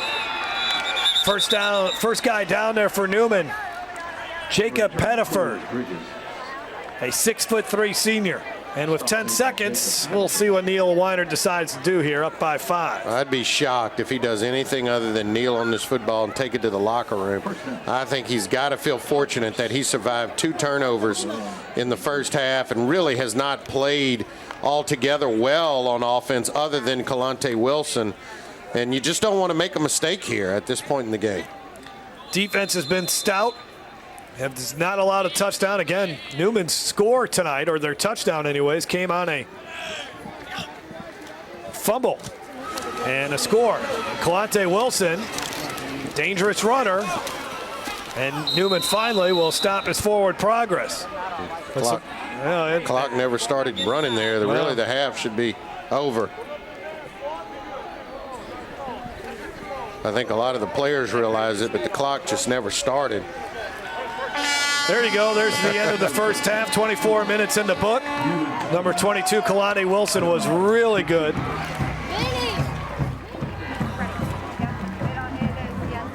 And down to the field, and Carly McCord.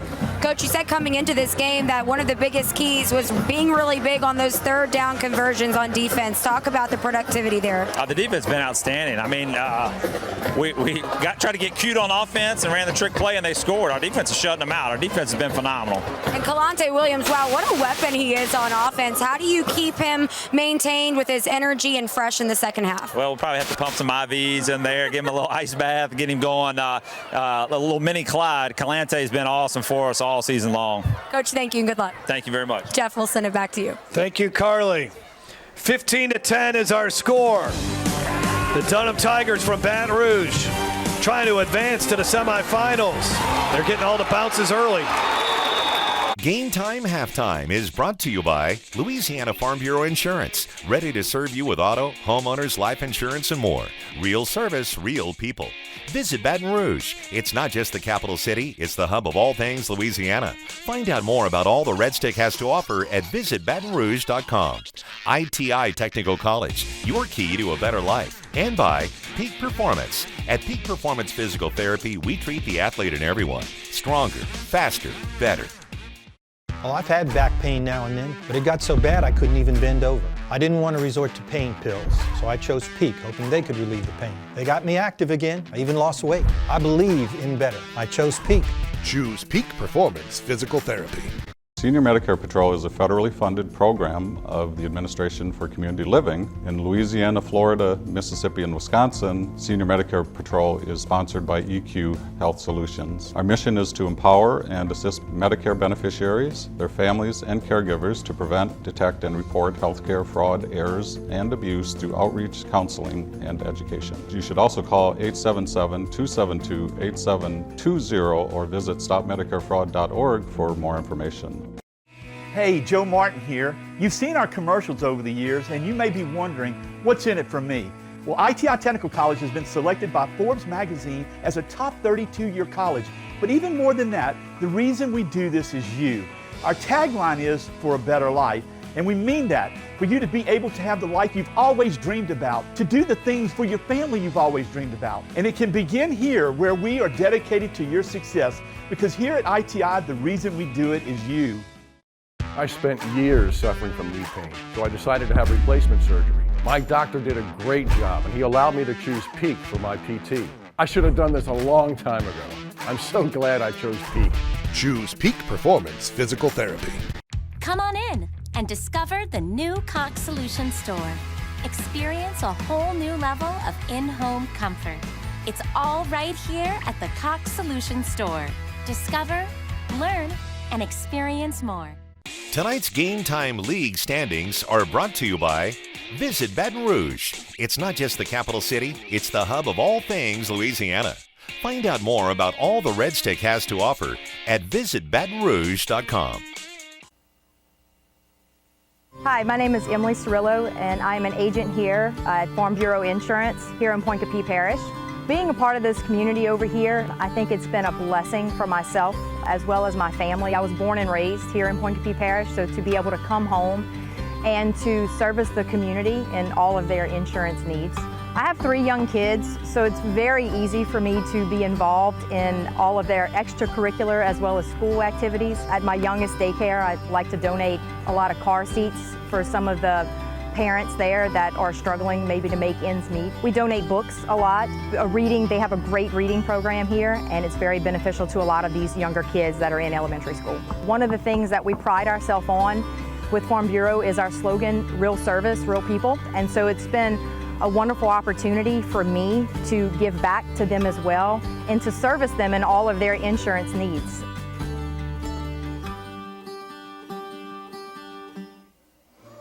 Halftime at Isidore Newman High School in Uptown New Orleans. The Dunham Tigers from Baton Rouge leading the Newman Greenies 15-10.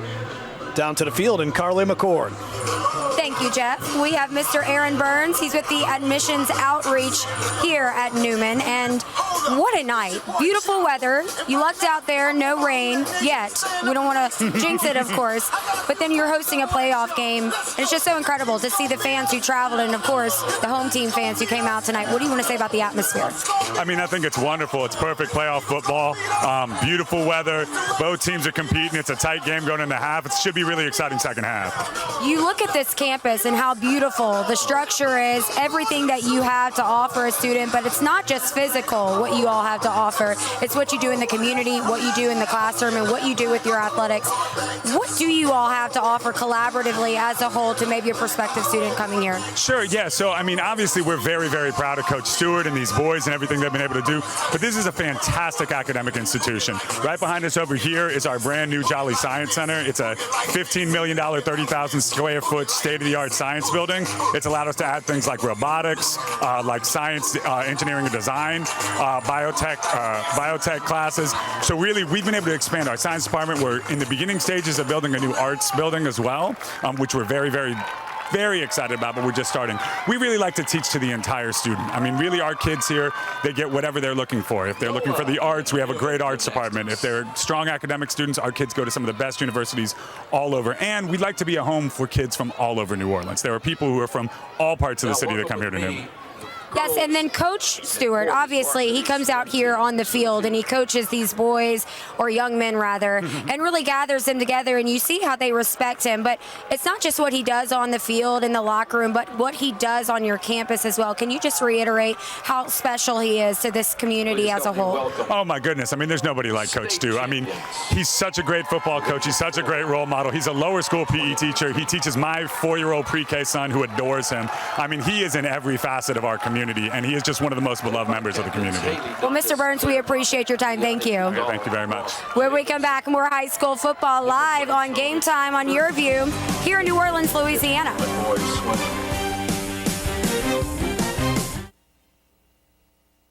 When I tore my ACL, I didn't think I'd ever be able to play soccer again.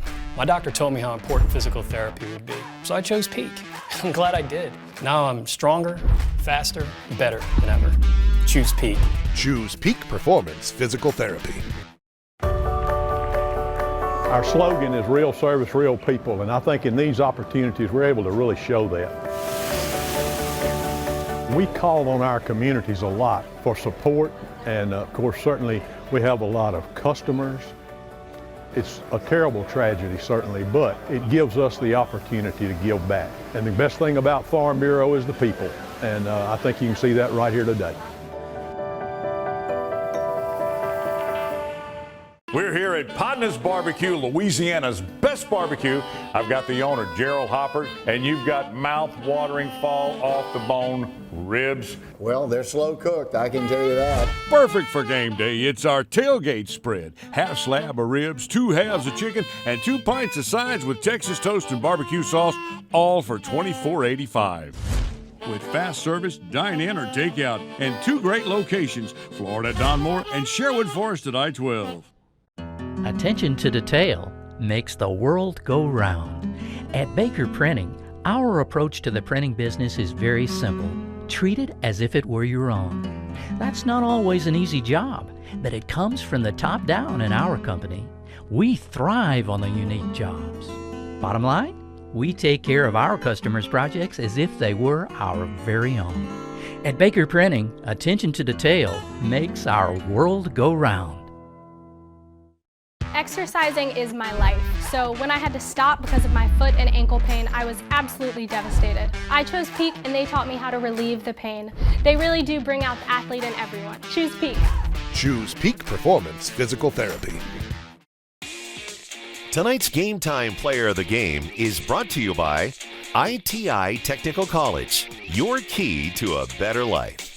Check out the stories behind the games. Visit yourview.com/Louisiana.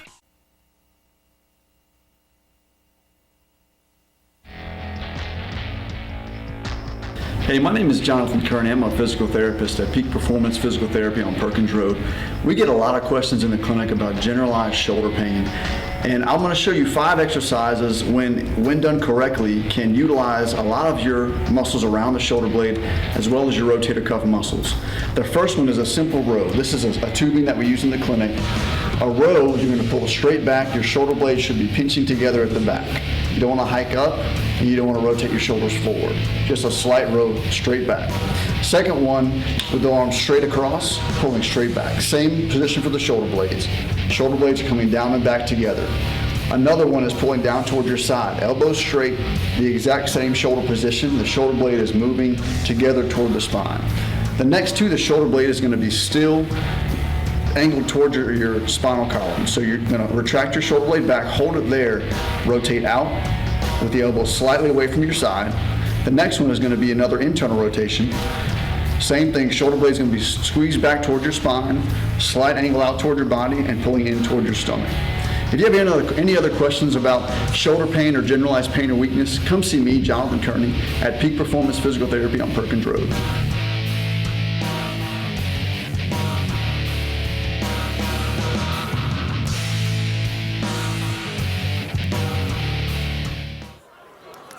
And now we are joined with Steve Eagleton. He's the head of school at Dunham, and you all made the trip over today on this beautiful night for some playoff football. And what do you want to say about the energy that your team has maintained so far in the first half? Yeah, look, after the second play from scrimmage, we settled down a little bit, and we really came to play.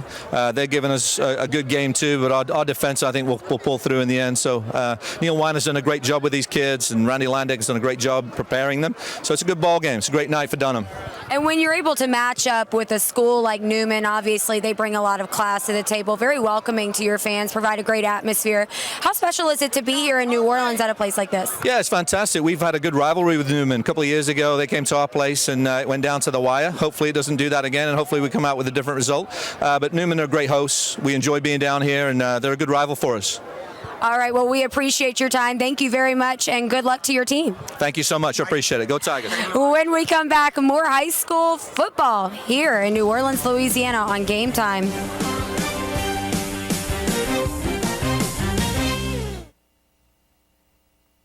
Hey, Joe Martin here. You've seen our commercials over the years, and you may be wondering, what's in it for me? Well, ITI Technical College has been selected by Forbes magazine as a top 32-year college. But even more than that, the reason we do this is you. Our tagline is for a better life, And we mean that, for you to be able to have the life you've always dreamed about, to do the things for your family you've always dreamed about. And it can begin here, where we are dedicated to your success, because here at ITI, the reason we do it is you. We're here at Podna's Barbecue, Louisiana's best barbecue. I've got the owner, Gerald Hopper, and you've got mouth-watering, fall-off-the-bone ribs. Well, they're slow cooked, I can tell you that. Perfect for game day. It's our tailgate spread. Half slab of ribs, 2 halves of chicken, and 2 pints of sides with Texas toast and barbecue sauce, all for $24.85. With fast service, dine-in or takeout, and 2 great locations, Florida Donmore and Sherwood Forest at I-12. Welcome to Monogram Express, a unique embroidery boutique specializing in personalized and one-of-a-kind gift ideas. Gifts for babies, children, ladies, and even men, we have you covered. Equipped with state-of-the-art embroidery machines along with an experienced client-focused staff serving you 6 days a week. Check out the area's largest selection of letters, designs, and thread colors. We're your one-stop embroidery shop, handling personal, corporate, team, and school logos, and you're welcome to bring in your own items. Conveniently located at 2109 Veterans. Monogram Express makes your ordinary gifts extraordinary. Our slogan is real service, real people, and I think in these opportunities we're able to really show that. We call on our communities a lot for support, and of course certainly we have a lot of customers. It's a terrible tragedy certainly, but it gives us the opportunity to give back. And the best thing about Farm Bureau is the people, and I think you can see that right here today.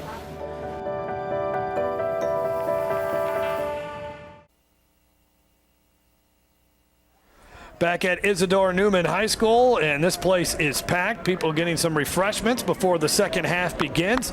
The Dunham Tigers leading the Newman Greenies 15-10 in this quarterfinal Division III playoff matchup. Jeff Palermo along with Jason DeQuare. I think the 2 storylines in this game is Kalante Wilson, the running back for Dunham, who has over 100 yards rushing.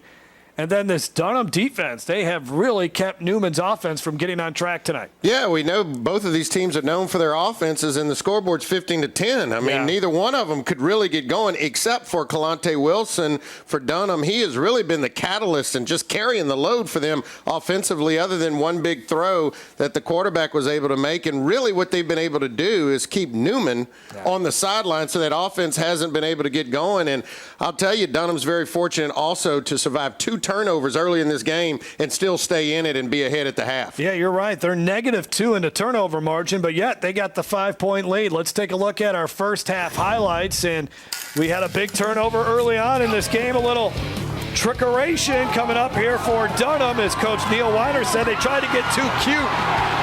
And then eventually Newman is going to get its hands on this football and then run it into the end zone. For the Greenies was James Downey. Anthony Safford looking around, throwing deep here, and there's another turnover. Interception by Sterling Scott, the 6th of the season for the junior. Safford eventually would get it going. There's a nice ball. Touchdown to Joshua Hardy. Safford again. How about this? Oh, ball knocked up in the air, but right there catching it was Gabe Hitzman. Newman would get a field goal right before halftime, and that's why we got a 5-point game. But look at the total yards, Jason. Completely dominated by Dunham. Yeah, I mean, 213 to 67. No one would have thought that would have been the yardage difference in this game. And then, obviously, the 2 turnovers. But the one thing that also isn't up there is just time of possession. Dunham has really kept the football almost the entire half. They certainly have. Newman will get the ball when we begin the second half. The Stars are out here tonight. There's Drew Brees checking out this game between Newman and Dunham. We'll be back after this. This throbbing neck pain was so bad it moved to my shoulders and was causing severe headaches. Then a friend suggested I choose Peak. 2 weeks later, the pain was completely gone. So glad I chose Peak. Choose Peak Performance Physical Therapy. Hey, Joe Martin here. You've seen our commercials over the years, and you may be wondering, what's in it for me? Well, ITI Technical College has been selected by Forbes magazine as a top 32-year college. But even more than that, the reason we do this is you. Our tagline is for a better life, and we mean that, for you to be able to have the life you've always dreamed about, to do the things for your family you've always dreamed about. And it can begin here, where we are dedicated to your success, because here at ITI, the reason we do it is you. We're here at Podna's Barbecue, Louisiana's best barbecue. I've got the owner, Gerald Hopper, and you've got mouth-watering, fall-off-the-bone ribs. Well, they're slow cooked, I can tell you that. Perfect for game day. It's our tailgate spread. Half slab of ribs, 2 halves of chicken, and 2 pints of sides with Texas toast and barbecue sauce, all for $24.85. With fast service, dine in or take out, and 2 great locations, Florida at Donmore and Sherwood Forest at I-12. Senior Medicare Patrol is a federally funded program of the Administration for Community Living. In Louisiana, Florida, Mississippi, and Wisconsin, Senior Medicare Patrol is sponsored by EQ Health Solutions. Our mission is to empower and assist Medicare beneficiaries, their families, and caregivers to prevent, detect, and report healthcare fraud, errors, and abuse through outreach, counseling, and education. You should also call 877-272-8720 or visit stopmedicarefraud.org for more information. My shoulder pain got so bad I couldn't lift anything overhead. So I chose Peak Performance, and I can't believe how much better I am now. Peak really does get you back into the game of life. Choose Peak. Choose Peak Performance Physical Therapy. Tonight's Game Time Play of the Game is brought to you by Louisiana Farm Bureau Insurance, ready to serve you with auto insurance, homeowners insurance, life insurance, and more. Real service, real people.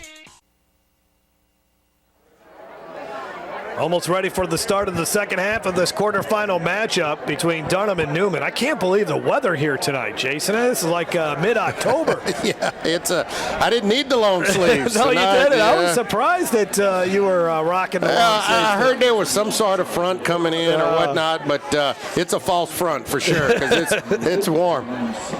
All right, Carly McCord spoke with Nelson Stewart as he came out of the locker room. Carly, what did he have to say? Well, really, he just said overall we have to get in a rhythm offensively and find a way to run the ball. He said we need to settle down and not get in panic mode. But most of all, we respect the heck out of Dunham. He said that we knew it would be a close game. They're playing really good football. They certainly are. On defense in particular, you saw the numbers. I mean, Newman held to 67 yards. Oh, a little onside kick action, and there's a scramble for it. Oh, you never know what Neil Weiner's got up his sleeves, but it's going to be Newman football, looks like, I think. No motion yet, or signal yet. And it is Greenies football at the 44. Well, that one was close. And look, when you got a kicker that can't kick it deep, you'll try things like this because you're probably going to give it up with good field position anyway. And so that ball does come out, and very fortunate Newman was able to get on top of it. Wade Police had his hands on it first. There's Arch Manning. The numbers not that great in the first half. Just 5 of 10 for 22 yards. Let's see if he plays better in the second half. He's going to throw, but nobody's open, and here comes the pressure. Linedecker misses him, but he is eventually going to go down. The pursuit was just too much. There's Rhett Gidry making a play in the backfield like he does every game. That's a loss of 5. Well, on these pure passing downs, I mean, they just can't, this Newman offensive line just can't hold this front. I mean, they're getting through there and creating the pressure, and you also have to credit the secondary because Arch Manning is not going to his first read. He's having to get to his second and third progression. Second down and 16 for the freshman QB. Need to get Pleasant going again. He had a nice first half, especially on that last drive. He had 41 yards rushing in the first half. 40 of it came on the last drive. Manning, flag down. Manning out of bounds. Only a couple yards, but there is a flag. And we have a Dunham player down on the ground. I think that's Coben Linedecker.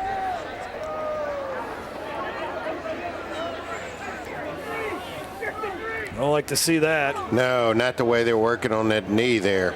Oh, he's got a cast on his hand. Dad, the defensive coordinator.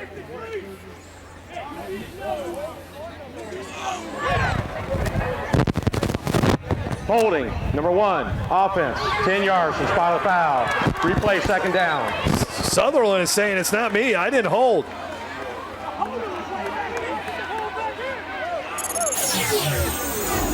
Let's look at this again. Linedecker is number 44 here.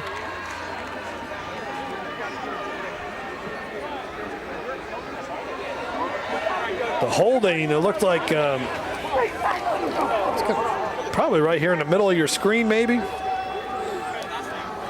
Right there on number 50, Connor Bolt was held. Oh, you hate to see this. I mean, this is their heart and soul of that linebacker position. And man, how tough is it when your dad is on the sideline too, and he's the defensive coordinator, and you know you want to be there to check on your son, but you got to keep calling the football game. You know, you got to keep the defense involved. Man.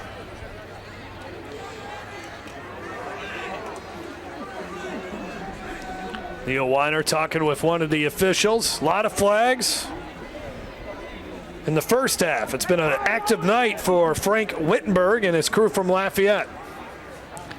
Winner of this game will play Lafayette Christian in the semifinals. They're the number 1 seed. Notre Dame is in this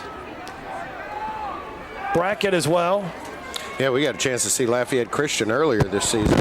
Correction on the foul. It's holding. Defense. 10 yards from previous spot. Results. Second down. What a change of fortunes there. That's something else. Well, Jermone Sutherland, if it doesn't work out for football, he'll be a good lobbyist, because I tell you what, I guess he felt like he got held up on his route. Yeah, and he did. I saw he got taken down over in the middle of the field running a crossing route. And that's why Arch couldn't release the football when he wanted to and had to take off with it. So that's a big difference and a big play call. At the 48, Arch will run it, and here he goes. Nifty moving. He's not like Peyton or Eli, right? He can move it a little bit. His mom was a great volleyball player, and so or a collegiate volleyball player. And yeah, I think at UVA or something. Yeah, right. But yeah, I mean, definitely not like Peyton in his later years for sure. But look at this, a little spin move, a little juke action. Over 100 yards rushing. There's Cooper, who was an outstanding wide receiver here. Had the neck injury at Ole Miss. Another flag on the field. Pleasant lost yardage. The linebacker trying to get back on the field. Looks like he's going to be hard to take him off the field. There he had number 44. Back out there for Dunham. 22-12.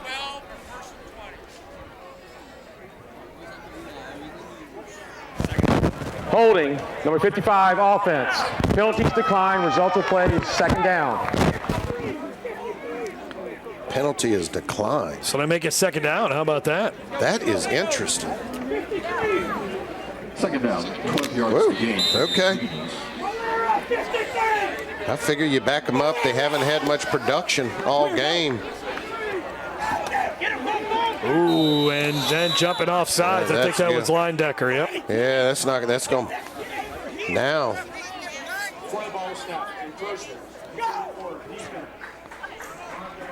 I guess when Coach Weiner declined that penalty, he wasn't thinking the next play we were going to get encroachment either. That is a definition of a high school football player there, right? And look, he's still limping, got a cast on. Jersey doesn't fit. I don't know what that is hanging below there, man. One stock on. Yeah, I don't even know why you need that. I tell you what, he's going to give it up, though. No, one pad hanging out. You know, if there was the all John Madden team for high school, he'd be on it. What a great family, the Linedecker family. Second down and 7. Well, they go on the ground here, and here's Pleasant. And only 2. So now third down and 4. I mean, if they stop him here, Jason, declining the holding penalty was the right call by Neil Weiner. Yeah, here, good pursuit to the football, and plays on set had really gotten his momentum going in the first half, and trying to see if they can get him back going in the second half. As he got going, number 6, as you see right there, that's when the Newman offense started to open up. On third downs, Newman just 1 of 5. Manning looking to his left, zips one off the hands of the receiver. It was right there. It would have been a first down. Bo Adams couldn't hang on to it. Well, I bet you they'll go for it here. They're not going to punt the football, and that's just a drop there by the former quarterback for Newman. About the overrated chant from the Dunham student section. Yeah. Be careful what you ask for, Yeah, Jason. You're going to see him. You're going to see him for the next couple of years, too. Yeah. Newman is 0 for 1 on 4th down tonight. Let's see if Arch Manning can make a play. Quiet down the Dunham student section. And another drop. I don't think that would have been close to a first down, but Adams had his hand on the ball twice, couldn't bring it in. Now, this one was not as accurate of a throw. This one is a little bit on Arch. It's high and behind him, and when you're running a slant, that's a tough ball to handle. You want it lower and in front of you, but watch this ball. It's behind him a little bit, and that would have been a heck of a catch to go up and catch it behind you, but really should have completed. See right there, he had to go up, and it's behind you with your momentum going forward on that slant, and so that's just a tough catch. See, Neal knew what he was doing by declining that penalty. 1st and 10 at the 36. Not much running room, but creating it on his own is Wilson. Kalante Wilson, a couple yards, a huge first half for him, where he rushed for 133 yards and had also scored on a 2-point conversion. I saw his dad down there again. I run into the guy. I've never met the guy once in my life. I've ran into him twice here in the last hour and a half. And he's lobbying you. He wants to make sure you keep saying good stuff about it. Oh, yeah, and I told you he was smiling before the game. Let me tell you, at halftime, he was smiling even bigger after watching his sophomore son. I told him he rushed for 120-something, but and he actually ran for 133. So, sorry, Mr. Wilson. Yeah, shorted my man 10 yards. 2nd and 8. Ooh, a little high there for the receiver, Grant Kahn. Yeah, and if you can if you're Newman and you can take away Kalante Wilson, these are the throws that right now they're struggling with. Just the rhythm. These are the Dunham kind of rhythm throws in this offense. And but for the run game, that's what's causing this thing to sputter a little bit. They're not able to complete these throws. So 3rd down. In the first half, Dunham was 3 of 8. Plenty of time on the play clock here, 18 seconds and counting.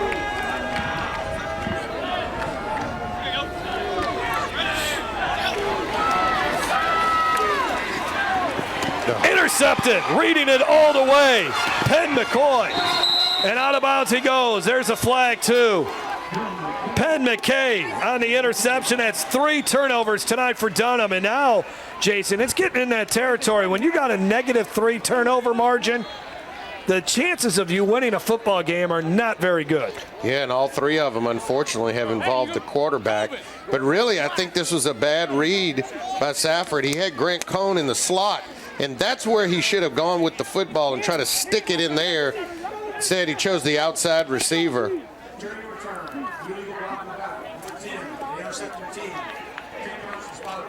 It's a big penalty. Yeah, because Newman had really good field position instead, but they'll take the football. They needed that, and Neil Weiner. You wonder if once it... See 7 right here, Grant Cohn in the slot. Well, you don't see it right there, but I mean, that was not where you wanted to go with the football. Hardy was not the right read there. Let's see if you can see him in the slot a little bit better. Right there, yeah, you see him wide open right there. Number 7 running free and just chose the wrong read there. Penn McKay, his first interception of the season. And let's see what the Greenies can do with the football at their own 43. Arch Manning, play action fake. Yeah, they're just going to keep trying that play, and there's a flag. Yeah. Little contact before the ball got to the receiver. That was a small window, if any window at all. Dunham read that pretty good. Man, the penalties in this contest, quite a bit.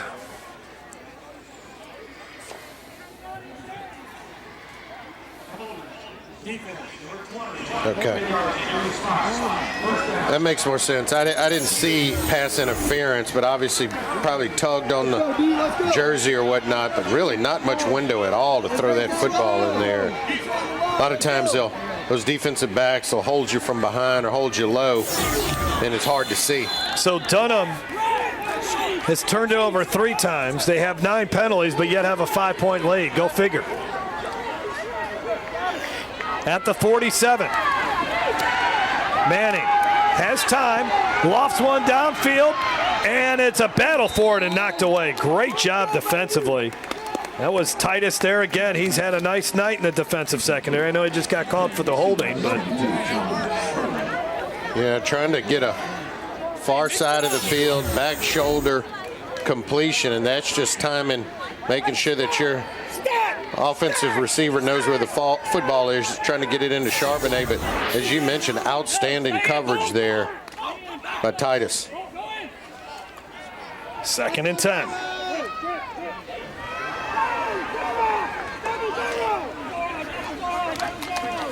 Manning looking to his left, out into the flat. Will Randall rumbling for about 6 or 7. He's got 21 catches. That's a freshman. Him and Arch are inseparable. His dad was the quarterback here. Will Randall's dad was the quarterback before Peyton Manning. And, of course, Arch and his dad, Cooper, they were playing together. So these kids, Arch Manning and Will Randall, have known each other forever. And they're going to play high school football together for the next 3 years. 1 for 6 on 3rd down for Newman. And they give it to Pleasant, who's got a 1st down. Yeah, and I'm surprised they haven't gone to Will Randall earlier in this game. As you mentioned, just a freshman. But I think before it's all said and done, those two might break some more records as you see Pleasant able to now get going on the run game here a little bit. I'll tell you who's been awfully quiet here tonight, Jason. That's Jermone Sutherland. Yeah. Well, I think you see some of the coverages that Neil Weiner is playing on Sutherland. It's been a little difficult. They're playing it. Well, they got 2 guys on him right now. Look at him on the bottom of the, or kind of on the right hand of the screen. There's 2 guys on him. They're playing press, and then they're playing somebody over the top as well. So. Well, Manning looks in Sutherland's direction, but he's not open. Incomplete. Frustrating night for the freshman, but they're still in this game. Yeah, and look, you're going to have growing pains. Keep in mind all the pressure because of his last name. But look, this is just his freshman year. He's still got growing to do. And look at, you could see there just on the backside, he had 20 open, decided not to release the football. And, he's going to have some growing pains. First playoff game. And remember, his Peyton, his uncle, and Eli didn't play as a freshman. Good basketball player is Arch Manning. And nothing happening there. Pleasant brought down, loss of 3. So he was rudely brought down by Rhett Guidry.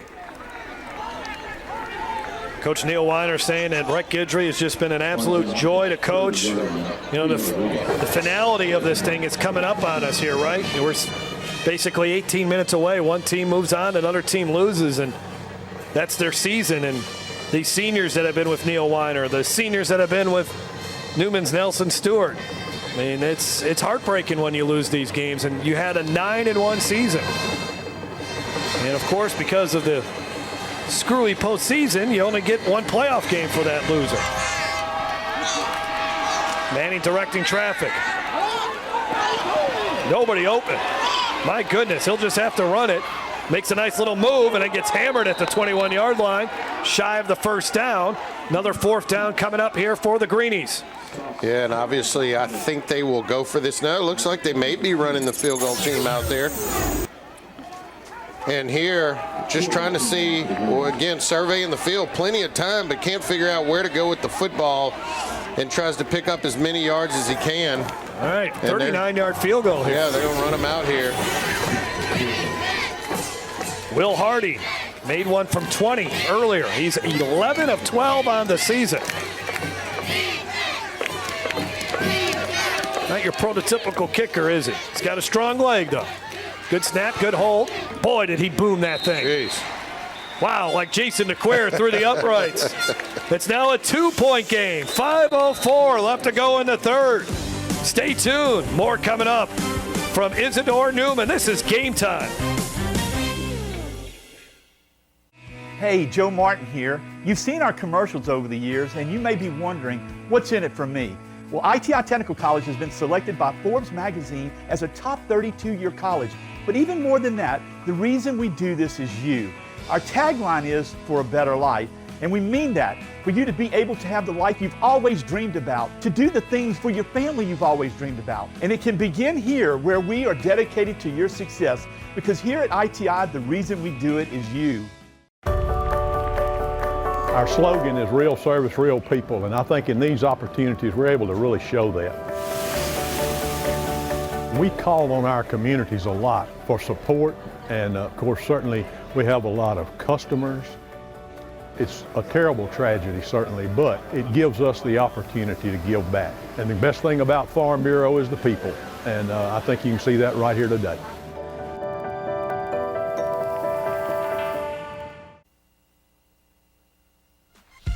There's a look at the Division III bracket. Lafayette Christian all over Holy Savior Menard 42-7. How about Episcopal hanging tough with St. Charles Catholic? And Catholic New Iberia leading Notre Dame. An upset brewing there. That would be 2 upsets. Wow. That would change things. Been a bit of a frustrating night for Arch, but Nelson Stewart and Arch trying to figure out something. 3 turnovers by the Dunham offense has really hurt the Tigers here tonight. One of them led to a touchdown defensively for the Greenies, the only touchdown so far for Newman. Now see, when his dad and uncles played here, you didn't have those fancy pads that you could look at. That's an advantage. I have a feeling Peyton and Eli were watching the old reel-to-reel, especially Peyton. We all know what kind of game planner he was, and the amount of preparation he put into the game, hitting that old clicker forward, backwards. There's Cooper. Yeah. Arch's dad. Yeah, I think It's right behind Archie is right behind them, and that's Olivia, right? The grandmother of Arch? Yeah, well, I think. Okay. If you go up, well, Archie was up there. Well, I saw him lower, then I saw him higher. He might be moving. Yeah, you know he's what? nervous. I think he's in the. He's in the top left, but blocked. Yeah. But we'll get a shot of him. Yeah, they're nervous. They're moving around, trying to find the lucky spot in the stadium. There he is. There he is. He's right there with the glasses and the green hat on. Kalante Wilson, a locomotive here. Whoa, nasty stiff arm to the 45. That's 15 more for number 22. Well, we said Kalante Wilson had to come out and dominate this game for Dunham, and thus far, he's been able to do it. They're not dominating on the scoreboard, but he is the catalyst to this offense right now, and if Dunham is going to have a victory tonight. Mr. Wilson, he's now at 150 yards, 19 carries. Somebody can text Kalante's dad. At the 45. Let's see if they stay with 22, because some of these drives have broke down when they decide, hey, let Safford throw the ball around a little bit, and that's when they kind of stutter. Well, they go right to him. Hard-fought 5. Well, it's amazing. After contact, his legs continue to move. His balance is terrific. And that's why they say that he reminds them so much of Clyde Edwards-Helaire. So similar running style. Makes great cuts, physical finishes on the runs. Not very big. First man hardly ever brings him down, and we've seen that here tonight. He rushed for nearly 13 yards a carry last season as a freshman. This Dunham senior class, by the way, how good have they been? 36-3 over the last 4 years. Dunham has won 22 straight district games, which dates back to 2015. And they get it to a senior in Rhett Guidry. And Guidry to the 28. Down to the field and Carly McCord. Well, guys, the Dunham student section is alive, and they are excited that their team is doing well right now, hoping to get the W to bring down back to Baton Rouge. Came over from right there on I-10, and they're ready. You guys excited? Jeff, I think they are. We're going to send it back to you. They should be fired up. It's been a long time since Dunham has made it to the semifinals. One state championship. That was back in 2004. They've lost in the quarterfinals the last 3 seasons, including a 2016 defeat to Newman by 1 point. And we're going down to the wire, it appears, in this game as well. Well, here's been the problem for Dunham offensively. They got a lot of yards, but sometimes the drive breaks down right around in this part of the field. 24-yard line. Yeah, Wilson getting up slow there. Obviously, he is taking a beating here tonight. You heard Coach Weiner talk about ice bath at half and trying to make sure that he gets fluids in him, because he's just taking a pounding, and really most of his yards have come right out the inside, the teeth of the defense, and a lot of them have come after contact. 2nd and 4. Look out, feeling the pressure, going downfield, touchdown! Touchdown Tigers, Joshua Hardy. The second time Safford and Hardy connect tonight, 24 yards. Well, I'll tell you what, even though Safford was able to get there, it was a great pass. What caused this was Kalante Wilson's running ability, because they all bite at the line of scrimmage. They fake the run. Everybody bites, eyes in the backfield, and all Safford has to do is lob it up with an accurate pass out there. But watch them all come up here. They bite there, pressure in his face. Good job releasing the football with pressure in his face, and that's the second time he's hooked up with Hardy in the end zone. Well, he's made some nice throws. This is a big extra point, by the way, to make it a 9-point game. 22-13. Safford, 3 touchdown passes tonight. Hardy into the end zone. Dunham in control right now. We're here at Podna's Barbecue, Louisiana's best barbecue. I've got the owner, Gerald Hopper, and you've got mouth-watering, fall-off-the-bone ribs. Well, they're slow cooked, I can tell you that. Perfect for game day. It's our tailgate spread. Half slab of ribs, 2 halves of chicken, and 2 pints of sides with Texas toast and barbecue sauce, all for $24.85. With fast service, dine-in or takeout, and 2 great locations, Florida at Donmore and Sherwood Forest at I-12. Hi, we are live with the PPTV network, where one of the top athletes is about to make his important decision. We know his character, and nothing will hold him back. I'm glad to have my family and friends here for this choice. It's more than my career. It will affect the rest of my life. I choose Peak Performance Physical Therapy. The decision is in. Why choose Peak? Their reputation and their record of success is unmatched. When it matters most, another patient chooses Peak Performance Physical Therapy. Don't miss any of the action this season. Go to yourview.com/football and sign up for the Game Time newsletter to get the previous week's highlights, stories, and recruiting news, along with the preview of the upcoming week's matchups delivered straight to your inbox. That's yourview.com/football. Biggest lead of the night now for the Dunham Tigers, 22-13. Up and down night for Anthony Safford. He's been intercepted twice. He's fumbled, but he's thrown 3 touchdown passes. Yeah, and well, you need to tell the trainer that, not the ball boy, if it's hurting. You know, but I've seen him grabbing and pressing on that shoulder, and I just don't think something's not right there. But he's fighting through it, and look, he's got his ball club up.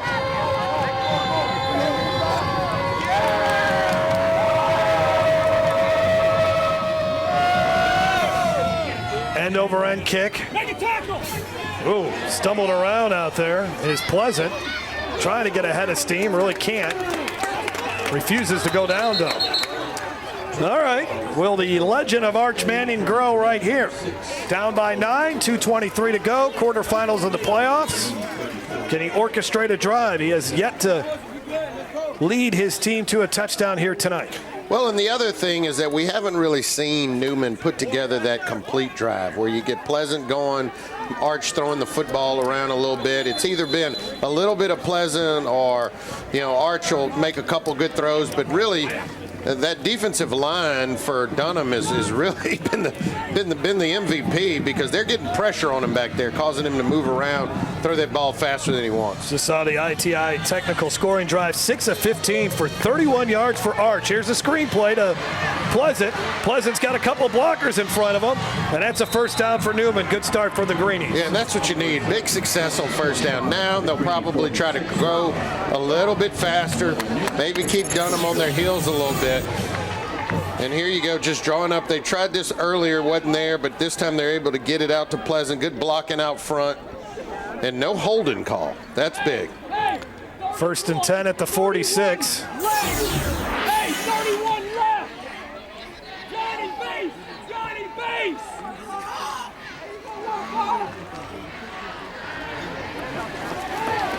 Manning will throw, and there's Sutherland.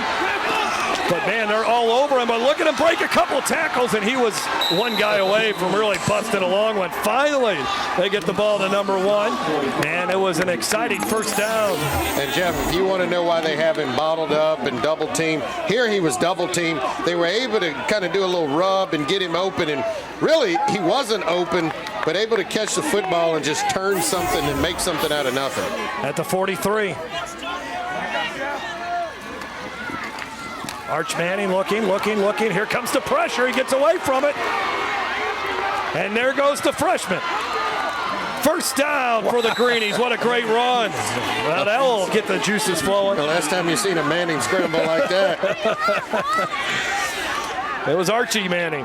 Yeah, or Cooper playing wide receiver. Yeah. But here, just a good run and, kind of taking matters in his own hands and realizing that pressure's coming. So let me try to make something happen with my legs, and he sure did there. One of the better drives of the night here for Newman. They get to Pleasant. Pleasant still on his feet. Look at this, churning yards out. Inside the red zone to the 15. Every play here on this drive for Newman has resulted in a first down, it seems like. Well, and you go back to how pivotal a good first play is, that screen call. And since that screen call with Pleasant, everything else has kind of worked and opened up, and starting to see a little bit more of what Newman wants to do offensively. At the 15.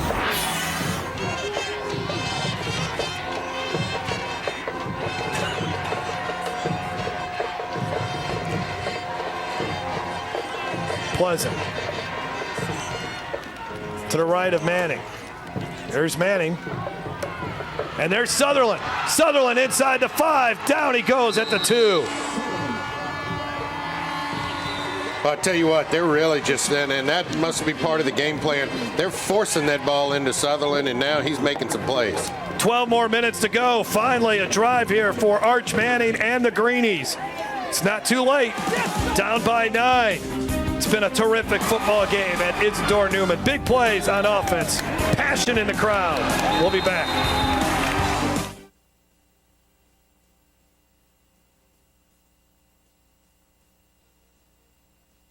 Well, I've had back pain now and then, but it got so bad I couldn't even bend over. I didn't want to resort to pain pills, so I chose Peak, hoping they could relieve the pain. They got me active again. I even lost weight. I believe in better. I chose Peak. Choose Peak Performance Physical Therapy. Attention to detail makes the world go round. At Baker Printing, our approach to the printing business is very simple. Treat it as if it were your own. That's not always an easy job, but it comes from the top down in our company. We thrive on the unique jobs. Bottom line, we take care of our customers' projects as if they were our very own. At Baker Printing, attention to detail makes our world go round. Our slogan is real service, real people, and I think in these opportunities we're able to really show that. We call on our communities a lot for support, and of course certainly we have a lot of customers. It's a terrible tragedy certainly, but it gives us the opportunity to give back. And the best thing about Farm Bureau is the people, and I think you can see that right here today. I spent years suffering from knee pain, so I decided to have replacement surgery. My doctor did a great job, and he allowed me to choose Peak for my PT. I should have done this a long time ago. I'm so glad I chose Peak. Choose Peak Performance Physical Therapy. Archie Manning liking what he's seeing from his grandson now. It's Arch has been terrific on this drive. 3 of 3 for 35 yards after starting 6 of 15 for 31 yards. They'll try a quarterback sneak, and it's stuffed. They push Arch back inside the 1.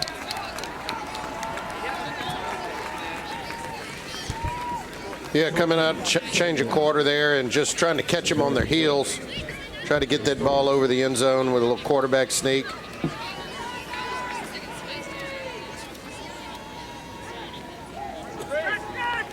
Ball right on the goal line now. Great shot by our cameraman. They try it again. Man, this is a tough yard. I don't think they got it again. My goodness. How about that from the Dunham defense? It's 3rd and goal now.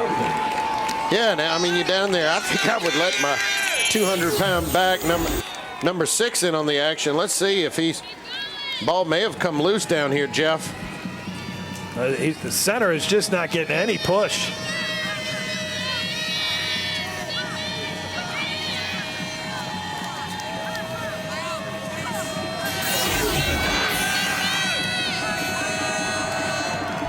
I think I'm going to try to get it to 6 and see if he can plow in there.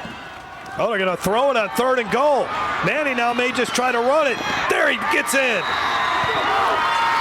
A little spike there, too, from Arch Manning.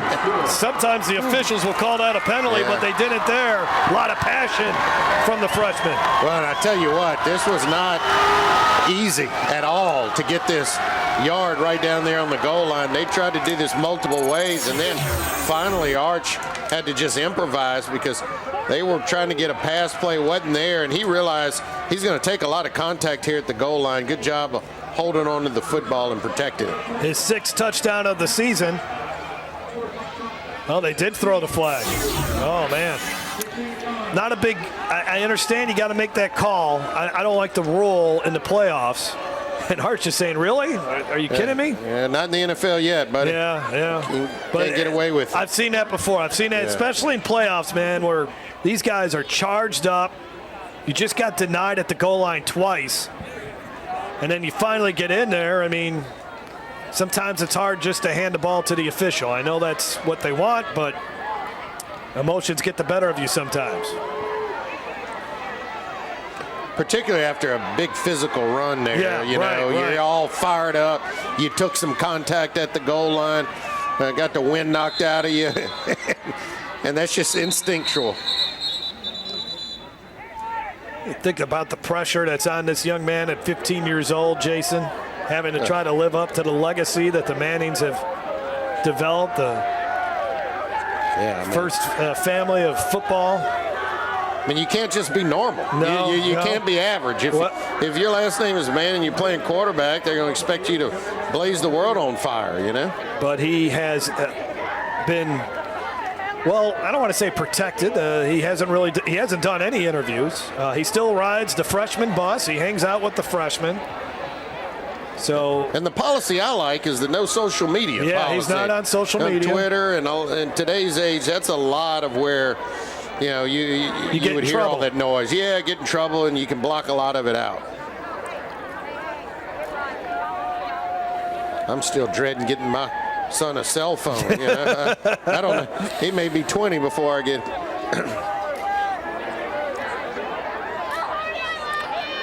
So eventually Newman's going to line up for an extra point, I promise. Now that 15-yard penalty is going to come on the kickoff.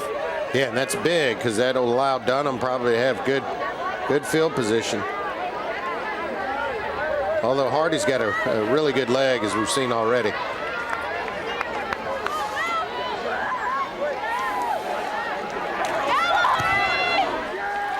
And it's through.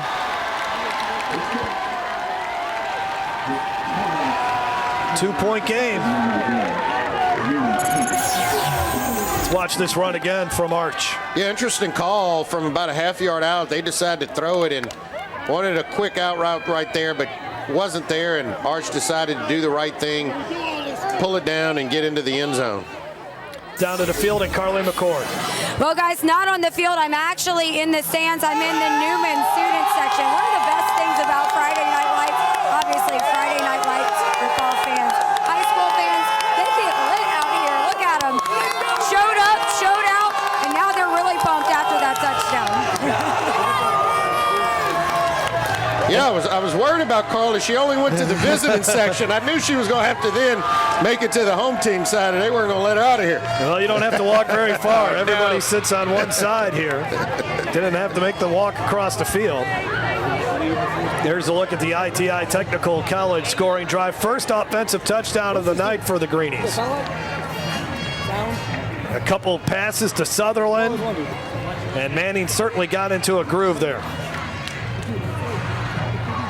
Yeah, he did. That was a big drive. They needed that, and really hoping that that's going to boost their confidence. And again, being a freshman, anything like that, anything positive, particularly running into the end zone, and you can see there, good camaraderie there with Bo Adams, a guy that he competed with for that quarterback position. But all that's in the past. They're on the same page, and they all have the same purpose now.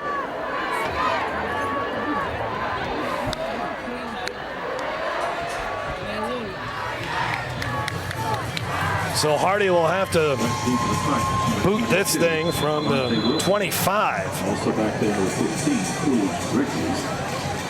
Kicking for the Greenies by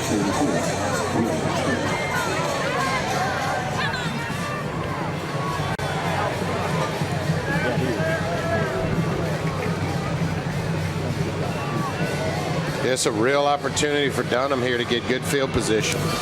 Hardy, good end over end kick. Will be taken at the 23. And the Tigers will have good field position to the 44. So we'll see how Dunham responds. Anthony Safford back out there. Well, the one piece, if you're Newman, that you need to stop, it's number 22. I mean, there's no secret. He's going to touch the ball on this drive, and there he is. Good look at him, Kalante Wilson, and that's the guy that you've got to begin to bottle up if you're going to have a chance to win this football game, because they're going to try to ride him and try to run the rest of this clock out in the fourth quarter. Over 150 yards rushing for Wilson. Safford has thrown for 115 yards, 3 touchdowns and 2 interceptions. Right up the middle, and here's Kalante Wilson into the Newman secondary. And then he'll run out of bounds. That's going to be close now. Didn't draw any. I was worried there if they were going to get a flag or if it would have been a hit late out of bounds. But watch this. I mean, just same play right up the gut there. And then when he gets to the outside, just able to change direction so quickly. And Joshua Capel, who is out there all the time for Newman, finally was able to get him out of bounds.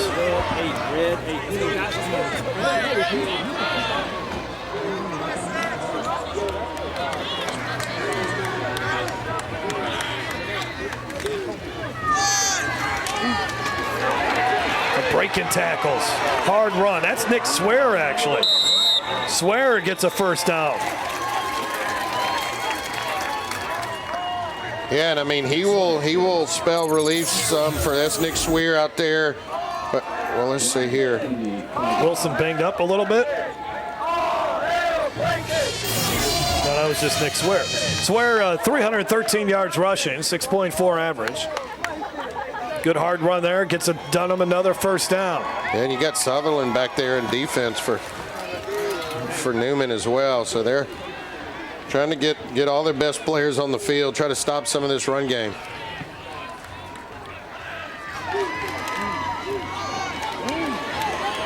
Another hard run from Nick Swear, giving Wilson a little bit of a breather. Open in the middle.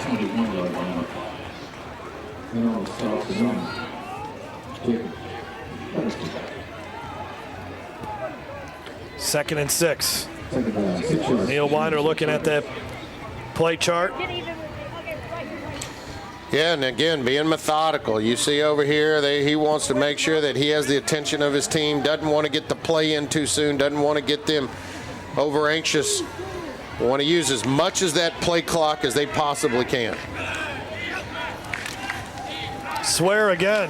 That time he got hit hard. Brought down by number 42, John Huger. Senior linebacker with 37 tackles on the season. Swear will come out of the game, and another third down for Dunham. And the bad news is for Newman is Kalante Wilson comes back in the game. Third and about 5. Dunham is 3 for 9 on third downs. And they've kept the ball on the ground this entire drive. Let's see on 3rd and 5. Will they let Safford make a play with his arms, or are they going to keep it on the ground? Safford will try to make a play with his legs. stopped a yard or two short. 3-yard gain. He's limping. He's been banged up. That's a number 5, number 4 matchup. It's physical game. Both of these teams playing with a lot of desire, a lot of pad clicking going on down there.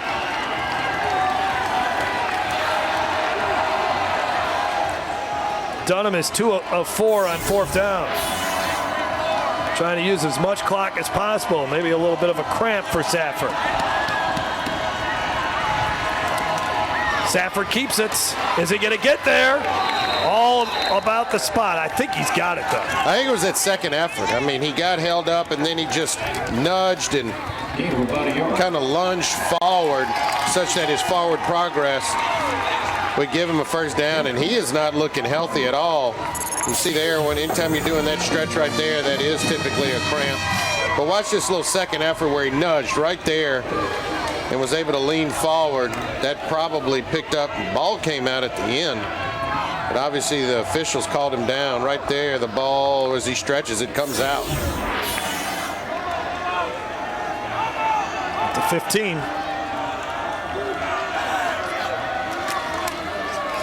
I'll give it to Kalante Wilson. But nice job by Newman. One of the few times they've held him for no gain. I like that the refs kept the flag in the pocket there. Yeah, this is highly emotional here. Somebody's season's on the, well, both teams' season on the line. That's close. You see John Huger there, number 42. That was right on the edge of being a little late after the play. But fortunate for Newman, the flag did not come out.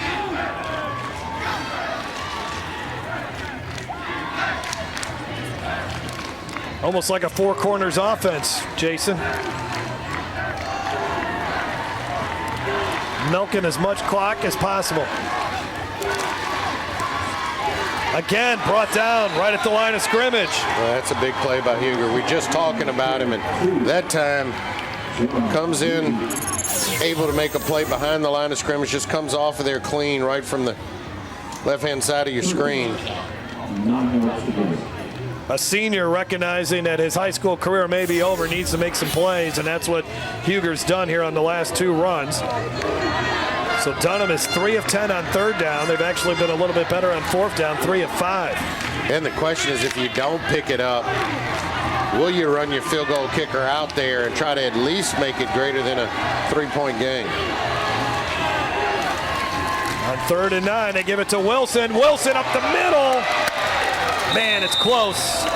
Very close. Hard to tell from our advantage point as far as getting the first down. Well, and if he doesn't have it, I don't think there's going to be any doubt in what Coach Weiner's mind he will do. Well, this is a playoff winning drive for Dunham. It is. I mean, just mano a mano. And he knows that, look, even if I kick a field goal, yeah, it did.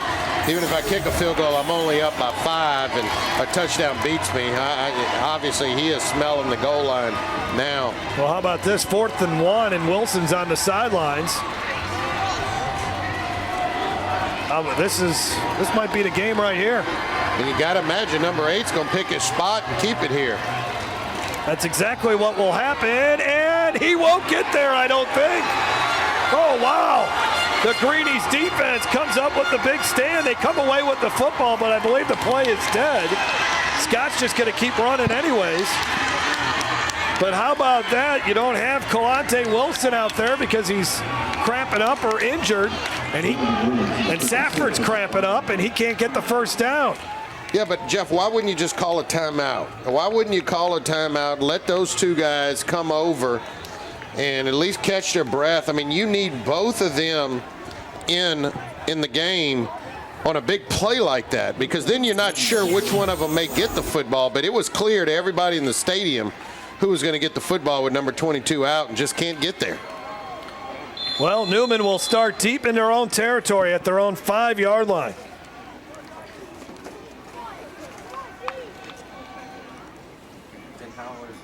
Yeah, that was a huge play there. I man. I think you need to, in that situation, call a timeout and just kind of regroup you. I think they were feeling that maybe Newman was winded. They don't want to allow them to catch their breath as well.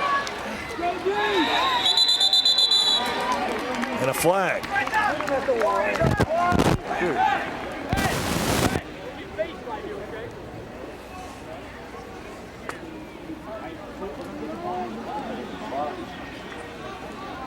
Snap. Delay of game. Offense. Half the distance to goal. Still first down. Please reset the game clock to 4 minutes and 10 seconds. Well, that's not going to make it any easier on this Newman offense. Down there, backed up to about their own 3-yard line. Don't have to. Well, you don't have to go 97 yards, but you got to at least get in the field goal range. They got a good field goal kicker. Will Hardy's made 2 of them tonight. He's only missed 1 field goal all season. And we saw him make 1 from about 40 yards. Arch Manning from his own end zone. Winds up, going deep, incomplete to Sutherland. Double covered again. And you know Dunham is thinking, God, we were at 2016, we were in this position to win the game and we couldn't, and here we are in this position again. Let's focus for a full 4 quarters here. Dunham has led for most of it. Newman scored the first touchdown of the game on a fumble recovery into the end zone in the opening minute or 2. But really, Dunham has dominated this game, but 3 turnovers and a bunch of penalties, and Newman still got a chance. Manning nearly gets sacked in the end zone and somehow gets to the 2. Wow, he's fortunate to get that out. That pressure broke down on him, and when he was in the end zone, a good job just getting forward and making sure you don't take the safety. Connor Bolt. And it's 3rd down. And long. 3rd and 13. Newman 3 of 9 on 3rd down. Manning has Sutherland, but he missed him. Good coverage. Cruz Bridges was there. Newman will have to punt from their own end zone.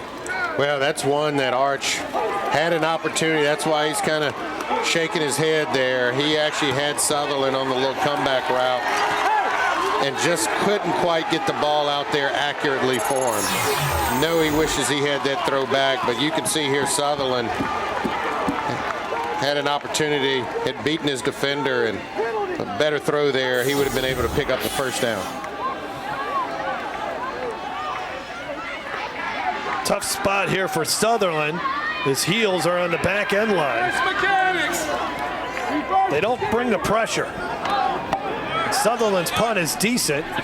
Taken at the 40. Was that a fair catch? That's what Newman thought.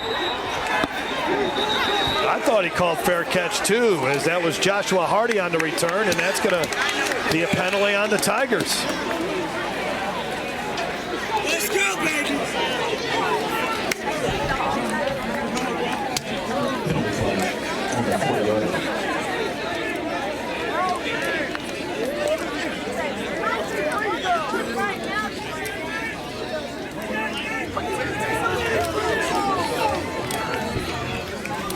That was a 38-yard punt. Delay of game on the returner. Giving a valid fair catch signal and then running with the ball. 5 yards. First down. 2-point game. 3:09 left to go in this Division III playoffs. Let's see if Dunham can run out the clock. More of Game Time when we come back.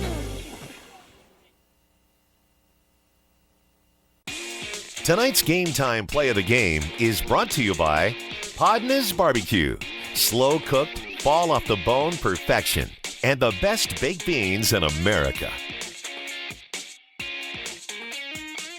Hi, we are live with the PPTV network, where one of the top athletes is about to make his important decision. We know his character, and nothing will hold him back. I'm glad to have my family and friends here for this choice. It's more than my career. It will affect the rest of my life.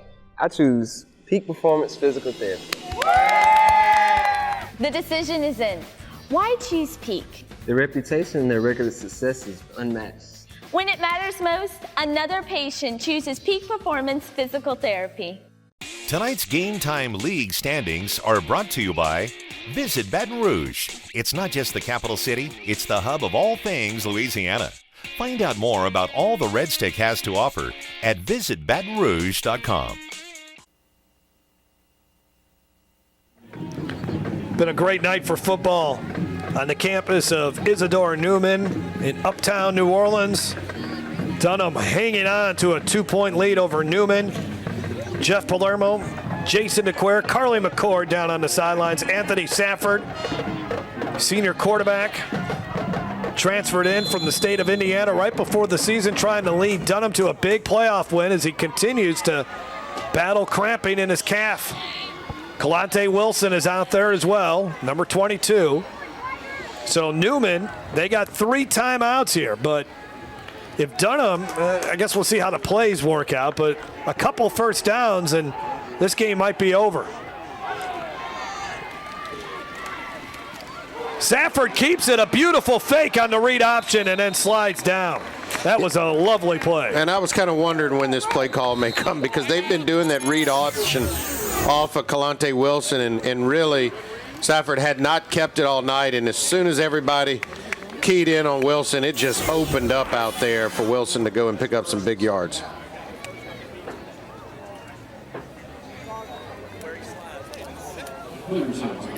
So timeout, Newman decides to use one right there. We'll have more high school football playoff action for you next weekend, Thanksgiving week. That's where teams, you strive to practice during Thanksgiving week. You do that, it's been a very successful season.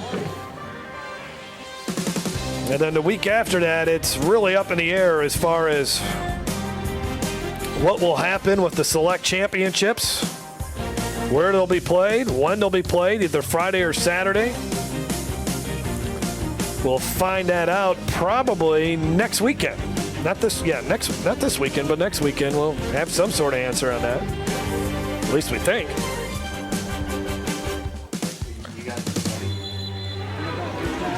Second and 3. Dunham hydrates as much as possible. 3 turnovers tonight for Dunham. Oh, Wilson nearly lost that one. That was not a good exchange. Nelson Stewart quickly calls timeout. And it's 3rd down. Yeah, fortunate there. The ball kind of bobbled there, and you could see Coach Weiner jumping on his quarterback Safford saying, hey, look, don't just go through the motions out there. These two teams have played their fair share of tight games. Dunham had a 1-point win over East Feliciana in Week 8. Beat Episcopal by 1 point in Week 7. Nelson Stewart's team, they lost by 1 to St. Charles Catholic. In Week 8, there was a high snap on an extra point that cost them the game there. They also gave up a kickoff return for a touchdown. Arch Manning was really good in that game. He threw for nearly 300 yards and 3 touchdowns and also ran for a score. Beat Booker T. Washington by 7 in Week 5, despite 4 interceptions thrown by Manning. He's only got 6 on the season. So these two teams have been involved in some nail biters.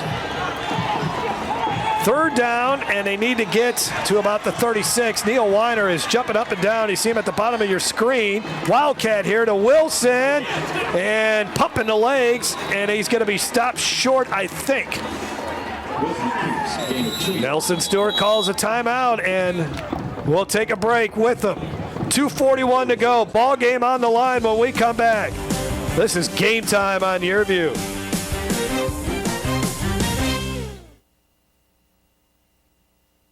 When I tore my ACL, I didn't think I'd ever be able to play soccer again. My doctor told me how important physical therapy would be, so I chose Peak. I'm glad I did. Now I'm stronger, faster, better than ever. Choose Peak. Choose Peak Performance Physical Therapy.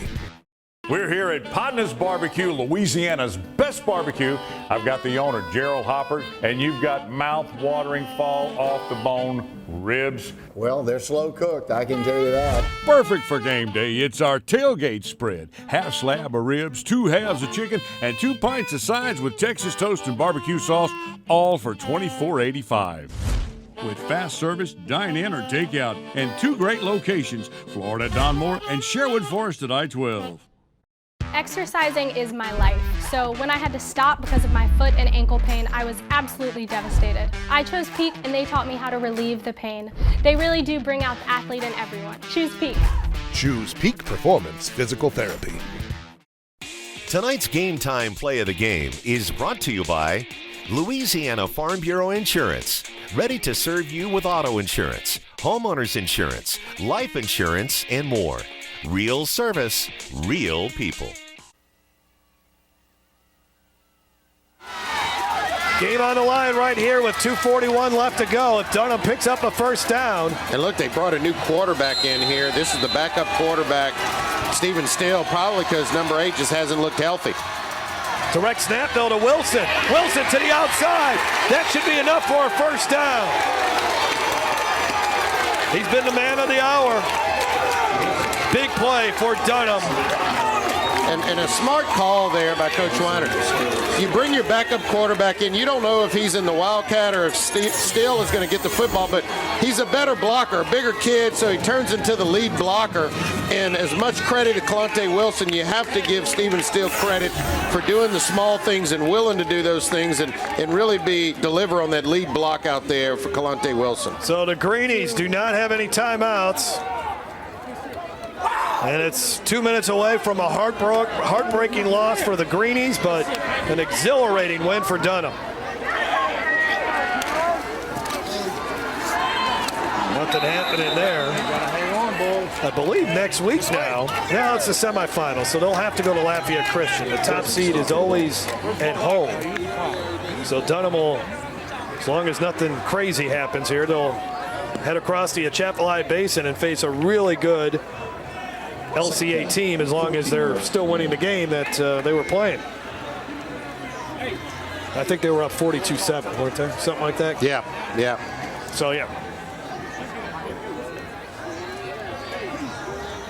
Cover it up. 9 seconds on the play clock. Just a couple more snaps here for Dunham, and then they can get back on the bus and have a happy trip home to Baton Rouge. Wilson. Play of the game, you knew it might be Dunham's night when this play happened. I don't know if they practiced this or not, but it worked. My goodness, what a break for Dunham. Throw it off the linebacker and just flip it up. Gabe Hitzman catches it in the end zone. I mean, that is something else. That is just hard to swallow if you're Newman. And give Dunham credit, 3 turnovers here tonight. 9 penalties, something like that, and yet they still win by 2. That's tough to do. Dunham will use a timeout. 28 seconds. Let's look at our player of the game. He's been the bell cow for Dunham's offense all season long. That's number 22, Kalante Wilson. Yeah, no question about this. I mean, just from the opening snap, he had his way with this Newman defense. Breaking off big runs like that quite a bit. Right at about 200 yards on the night. 199 is what we got him. That was a 2-point conversion he scored. And that's the difference in a game right here, Jason, a 2-point game. 30 carries for your sophomore back. That's doing it, my friend. They're going to need to ice him up before he gets on the bus. So all Dunham needs to do here is take a knee, and that will be your ball game.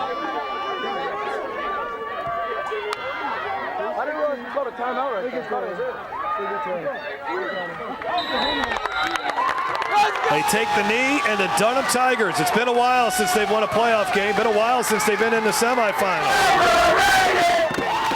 But they get to 10 wins on the season.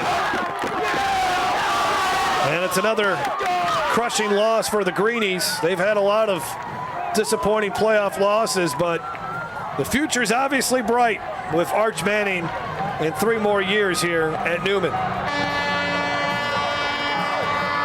2 coaches that respect the heck out of each other, saying congratulations. Both teams had a terrific season.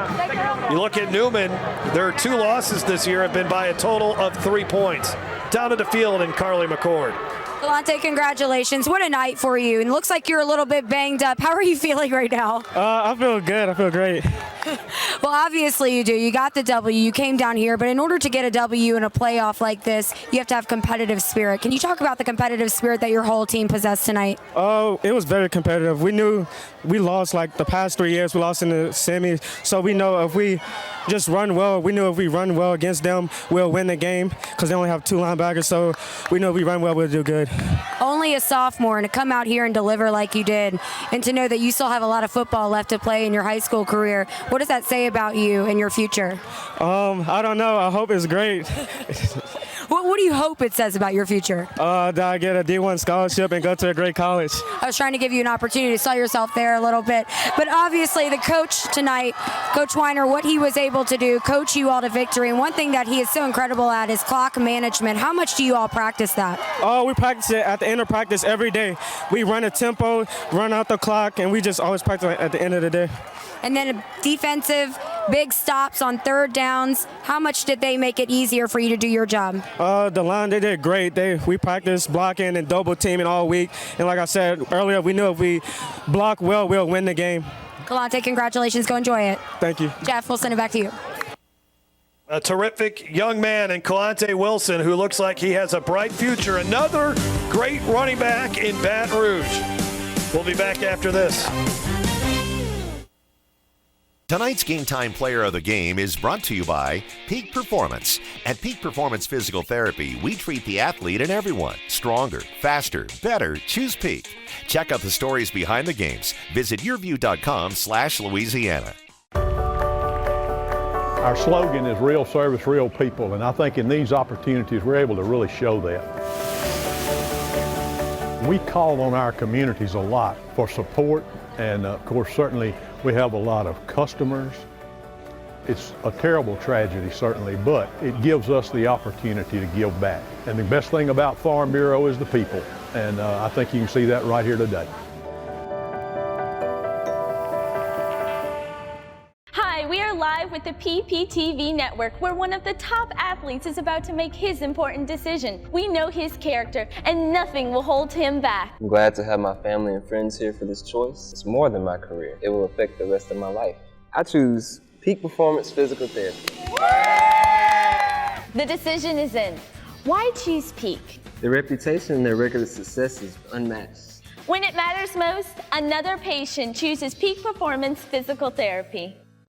Hey, Joe Martin here. You've seen our commercials over the years, and you may be wondering, what's in it for me? Well, ITI Technical College has been selected by Forbes magazine as a top 32-year college. But even more than that, the reason we do this is you. Our tagline is for a better life, and we mean that, for you to be able to have the life you've always dreamed about, to do the things for your family you've always dreamed about. And it can begin here, where we are dedicated to your success, because here at ITI, the reason we do it is you. You're watching Game Time on YourView. For more in-depth coverage of the top players around, recruiting updates, behind-the-scenes access, and more, check out yourview.com.